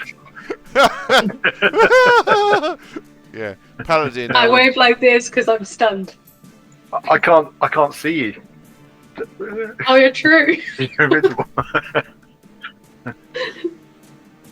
Okay, I'm not sure you actually could have done that stunned, but I'm going to let it go because it was a really cool moment and it was a phenomenal use of the sea future.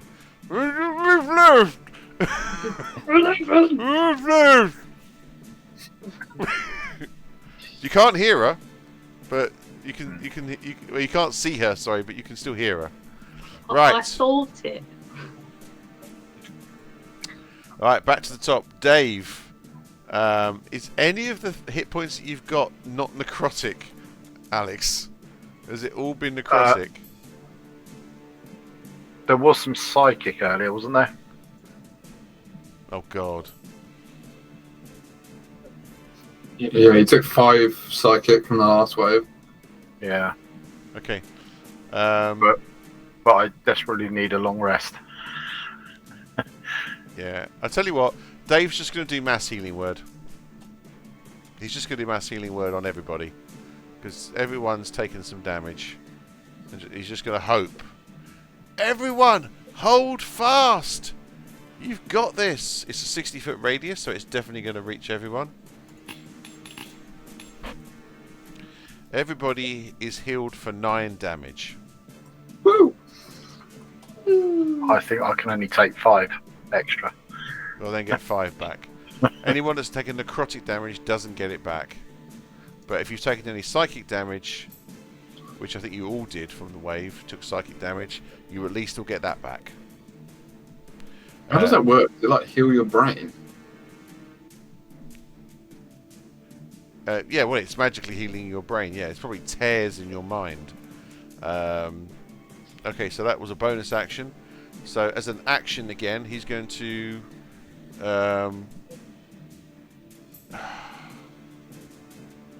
fuck, it's too far away.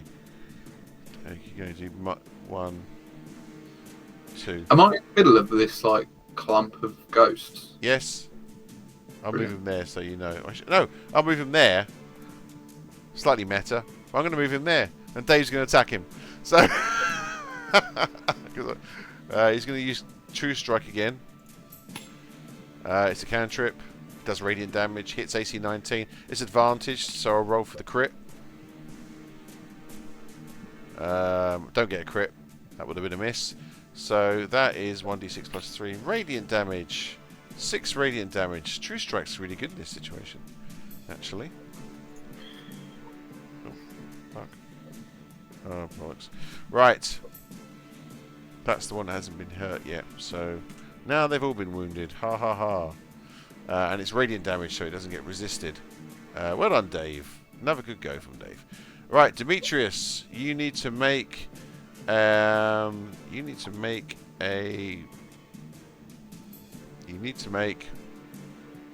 a. Oh, Constitution saving throw. Okay.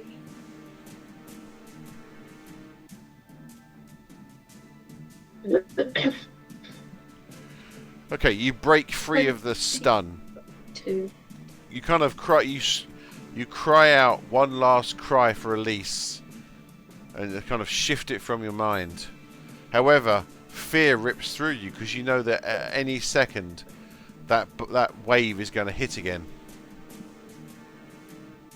and you don't know how much more of this you can take. Not much, to be fair. I can't.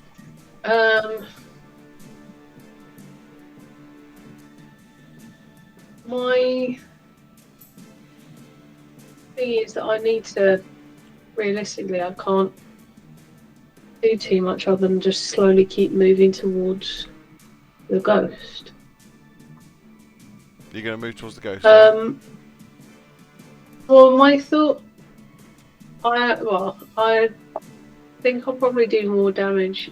He's resistant to acid, but I think I'm going to do more damage with the breath weapon than I might do with just throwing my short bow at him. So, can I do the breath weapon first because it's 30 feet, and that way I don't hit Taladir, and yes. then move. Yes. Okay, he'll make a dexterity saving throw. This could actually end the ghost. Ah, what have I done? It's I roll a 14. What's the DC? That must be close. 13. Oh, he makes it. Is that safe for half? Yeah. Alright, okay, roll the damage. It's fire damage. Acid. Acid, still half. Okay, so it's quartered. So if you roll for damage, then we'll just quarter it. Gary, I've realised that with my celestial renovation, my attacks get a +3 radiant added to it. Well, I didn't read it closely enough. Is that your magic attacks or your physical attacks? Yeah, it says once on each of my turns I deal 3 extra damage to one target when I deal damage with an attack or a spell. Okay. As well as if they end their turn in 10 feet of me, they take 3. So she took another 3 damage. Yeah. Okay, how 'Cause much I did damage hit did it you with- do, Charlotte? Well, it was 12, So so 6, 3. 3. 3. Okay. Oh my. The ghost is on death's door. again. It already was, but you can see it's starting to sort of lose the edges of the of its image now. No, no! It cries out. No. Austrian, you get 2d. It has to be a different person every time. But Austrian, you're going to get 2d6 temporary hit points. And that is five temporary hit points. Nice. Okay, so you're going to move towards the ghost, or are you going to move towards the three spectres? Well, I was going towards the ghost, because the ghost has been horrible to Paladin, but then reality being that I can probably do more damage to the spectres. I mean, at the moment, it looks like a fair fight because Paladin is shining with celestial light. It literally looks like an angel fighting an evil spirit at this point. It's quite epic looking. With the maelstrom next to it, kind of more hand-to-hand combat, so I'll move one towards the spectres then. Okay. Right, Grimgar. All around you, the enemy bears in on you. No, I'm the seed bearer. The portal seeds must be protected. Yeah, sadly, I don't really have many spells that can actually help me in the situation. So I am going to action disengage. Okay. And then move 2 squares away, which is not very far, but it's the furthest I can go. I mean, on their turn, they'll just move a square and attack you. No, towards the other ghost. I'm going to go try and finish that ghost off. But I can't cast a spell if I'm in melee, so I need to get out of melee. I don't think you can do that because you're not moving out. Well, actually, diagonal one and up one. It's exactly the same, isn't it? So you're going there. Diagonal up one, up one. Okay, so you're still in melee range of one of them. Well, it's a tricky one because technically that other ghost wasn't there. You know, you moved it for Dave's meta purposes. No, I moved it there because that was just it for mechanics. So shut up. So. Okay, then I'm gonna have to. I can't attack it if I go back to. You haven't taken your hand off the piece yet on the board. So what are you doing? Oh. It's like you're playing a game of chess. You're just like, no, I'm not letting go. No. And I can't cast a melee, can I? You're disadvantaged. Okay, disadvantage isn't too bad.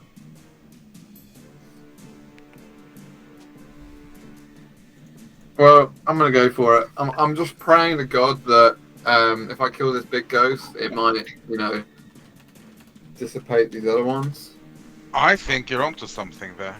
Maybe, but I mean, I think even disadvantaged, I have a good chance of hitting that. So we're gonna go with a 3rd level guiding bolt, just to really put the nail in the coffin. Is this a guiding bolt on the ghosty ghost? Okay, is that an attack roll? It is. Okay, so we're disadvantaged attack roll. It will be. Okay. Do it. Ah, Has an if AC. I really need it. It has an AC of 11. Yeah, that's fine.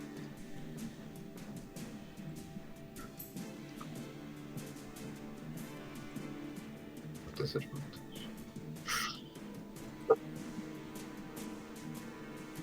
Oh! And that is 66 radiant damage, baby. Okay, you don't even need to roll that. I only had 3 hit points left. You shoot a bolt, you completely ignore your own safety, and a beam of radiant energy flies across the astral space, slams into the ghost. The ghost raises its arms up and cries out one final time as his body just dissipates and explodes in a ball of light.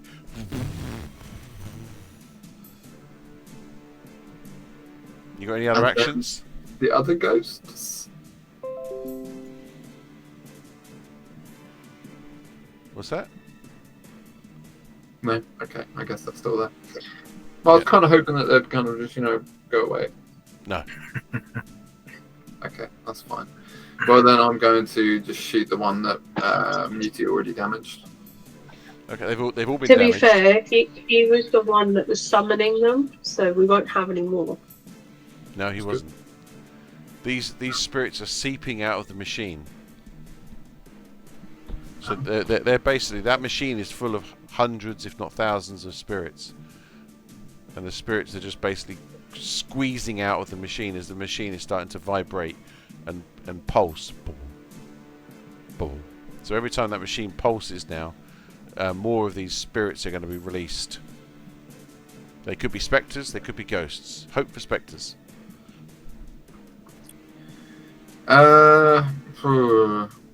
Will they attack me again? Is that who's not invisible now? Just Muti? No, Muti attacked. He's not invisible. That's what I'm saying. Is it just Muti that's not Demetrius attacked. She's not invisible. Austrian's not. Austrian's invisible because she hasn't attacked yet. Since she. So just Austrian's disappeared. No idea where she is. She keeps seeming to be doing. She seems to be constantly doing that at the moment, just disappearing. Well, cause I could like shift into a bit like a tanky animal to try and absorb some damage. I mean, that might be a pretty good idea Yeah. as a bonus action. I'm a bear, floating in the astral space. The bear.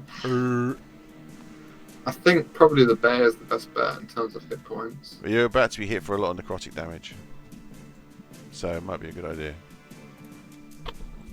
Why is it saying bears only got 22, but spiders got 35?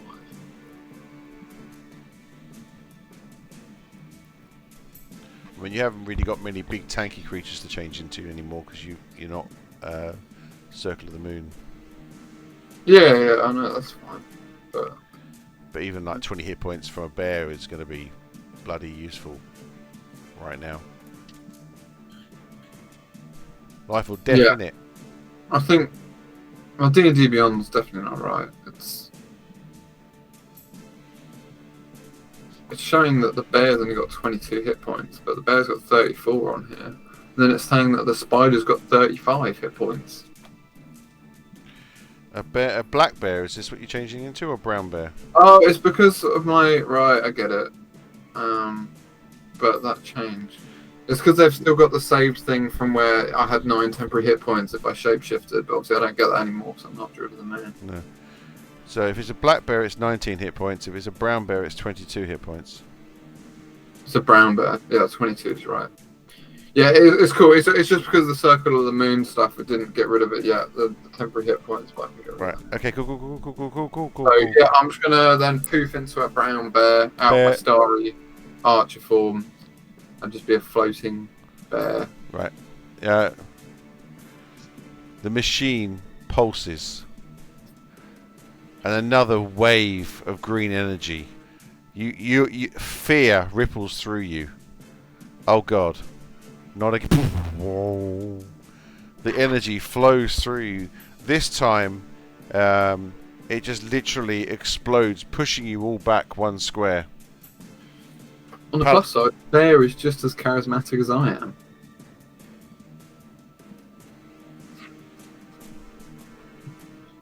Luckily, the ghost is gone, dissipated. Good. But we've got another green wave, do we? The never ending.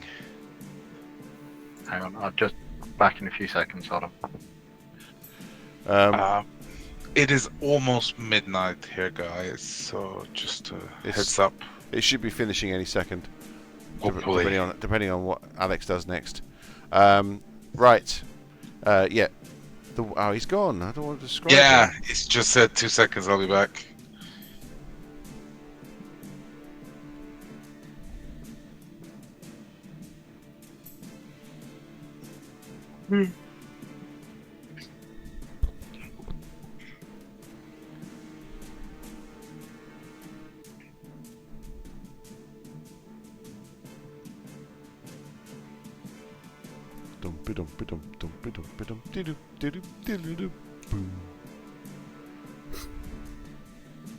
Okay, I'm going to start with aim.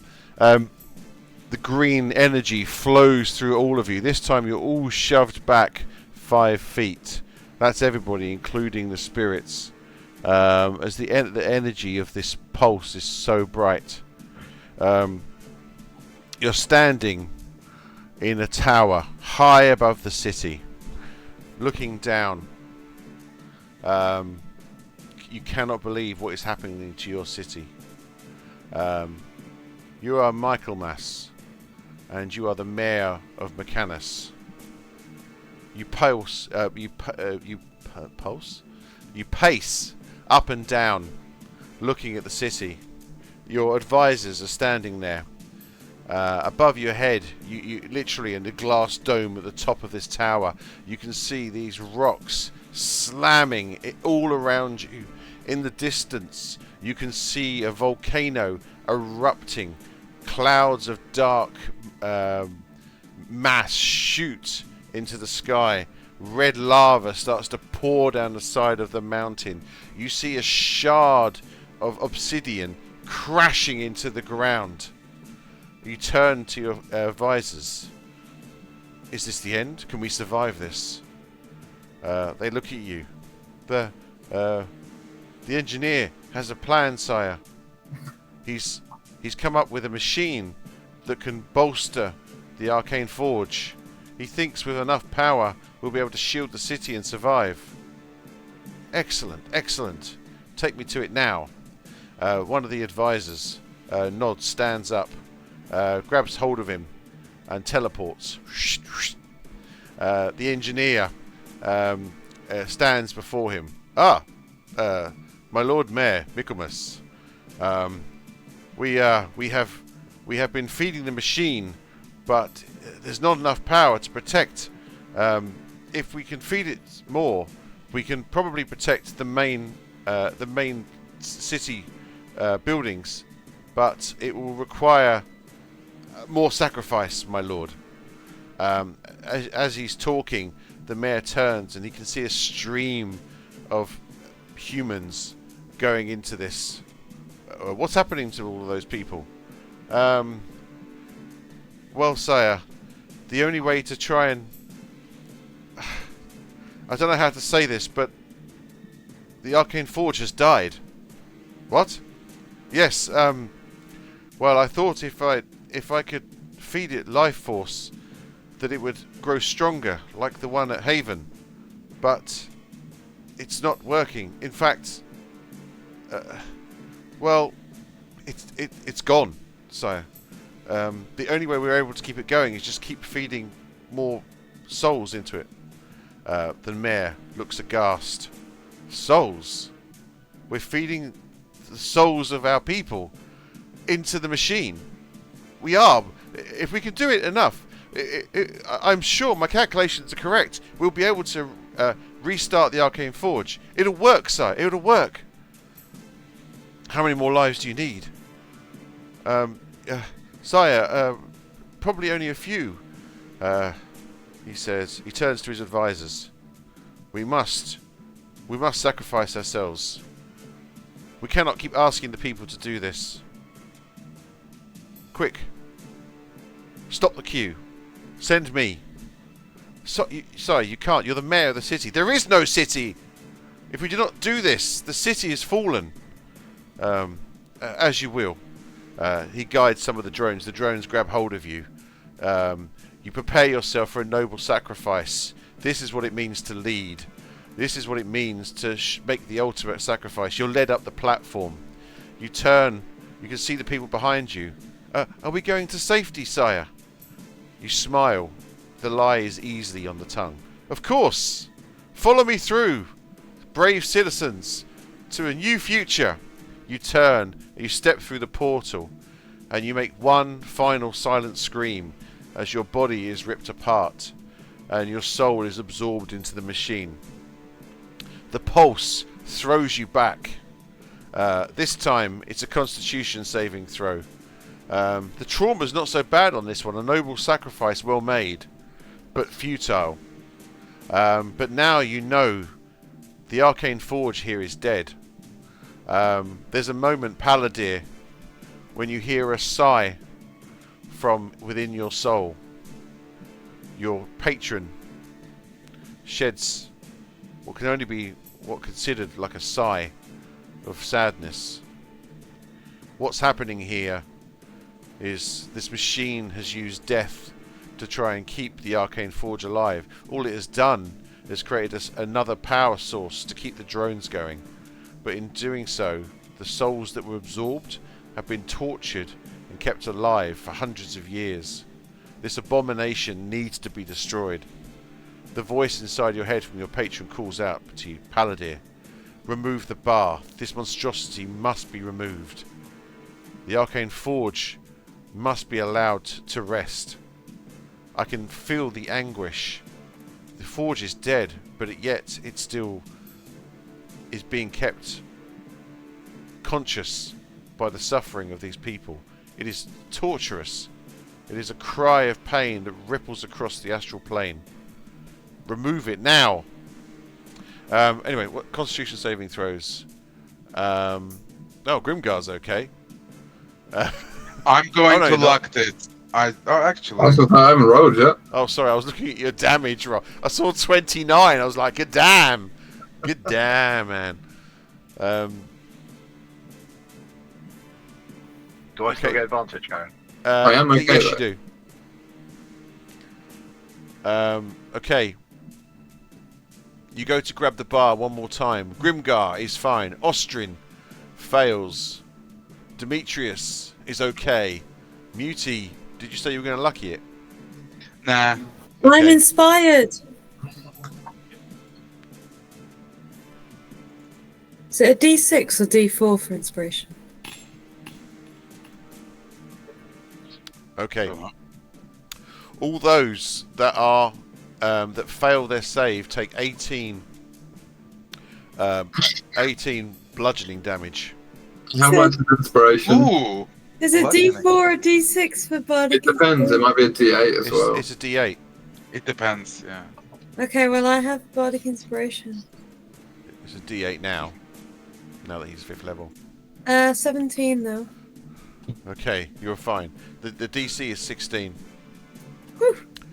So Muti. Yeah, I'm deflecting 12 of that damage, so I take 6 bludgeoning damage. Yep. Okay. Ostrin. What did you get in total?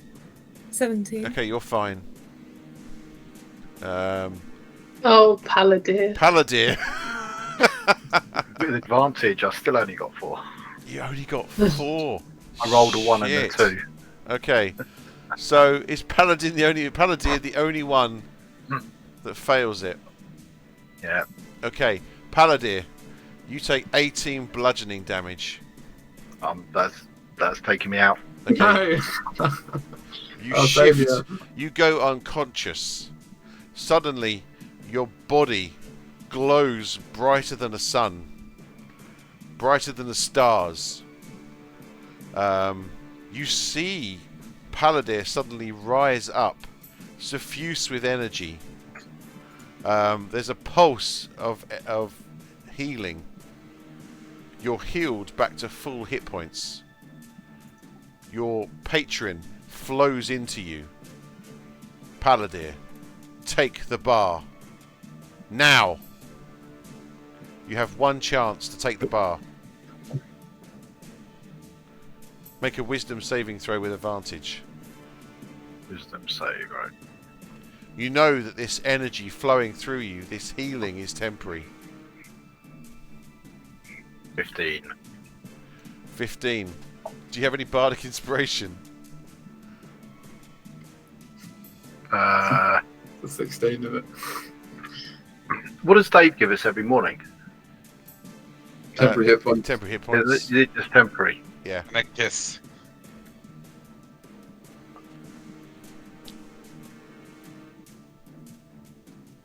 Is he inspired from the patron? Has anyone got a saved roll? I do 5. I have a My save my roll. save rolls are 11. Yeah, I have a 5. No one got a saving. He only needs one more.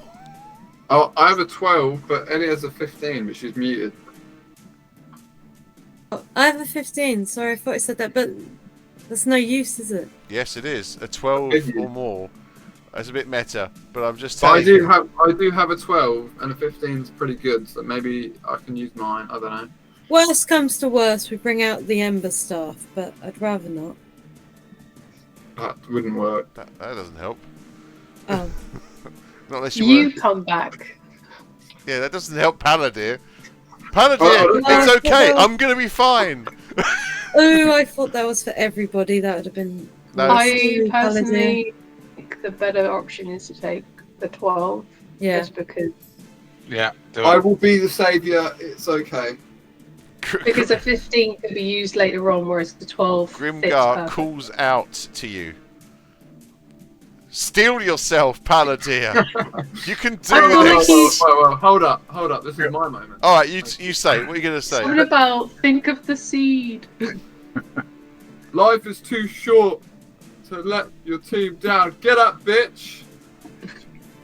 Okay.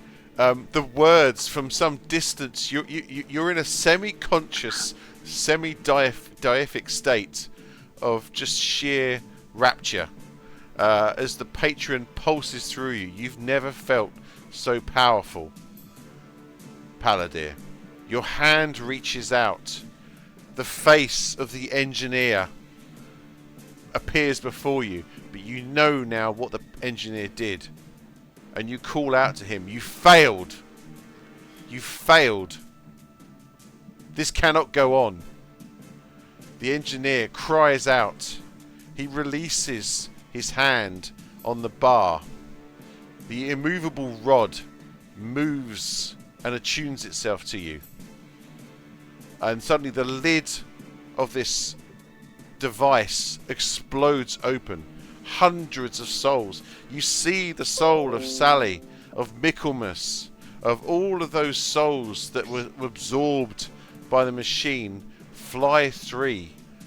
They fly out in all directions, almost like a supernova. The machine shakes and explodes. There's like a... There's no momentum carried from it, but you feel the psychic wave of the freed souls. And then the mana crystal tower suddenly flickers and disappears from view. Your throne spinning, and suddenly you land on hard floor.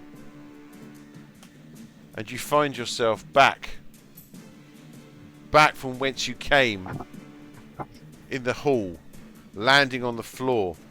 You don't know whether your bodies actually ever left the room, but they now bear the scars of the wounds that you sustained.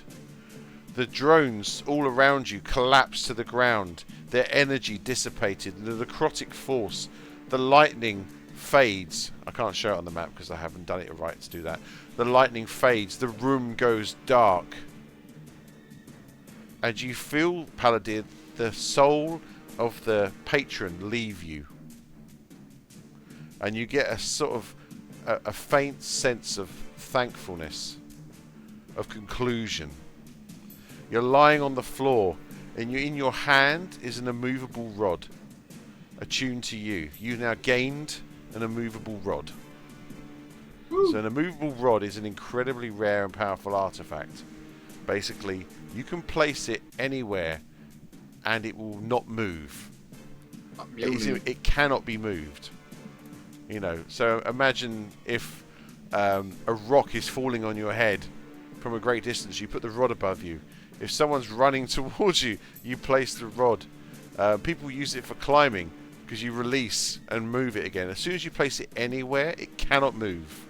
It cannot be moved by any force. And there's 1,000 ways that you can use that. You are not worthy of my rod.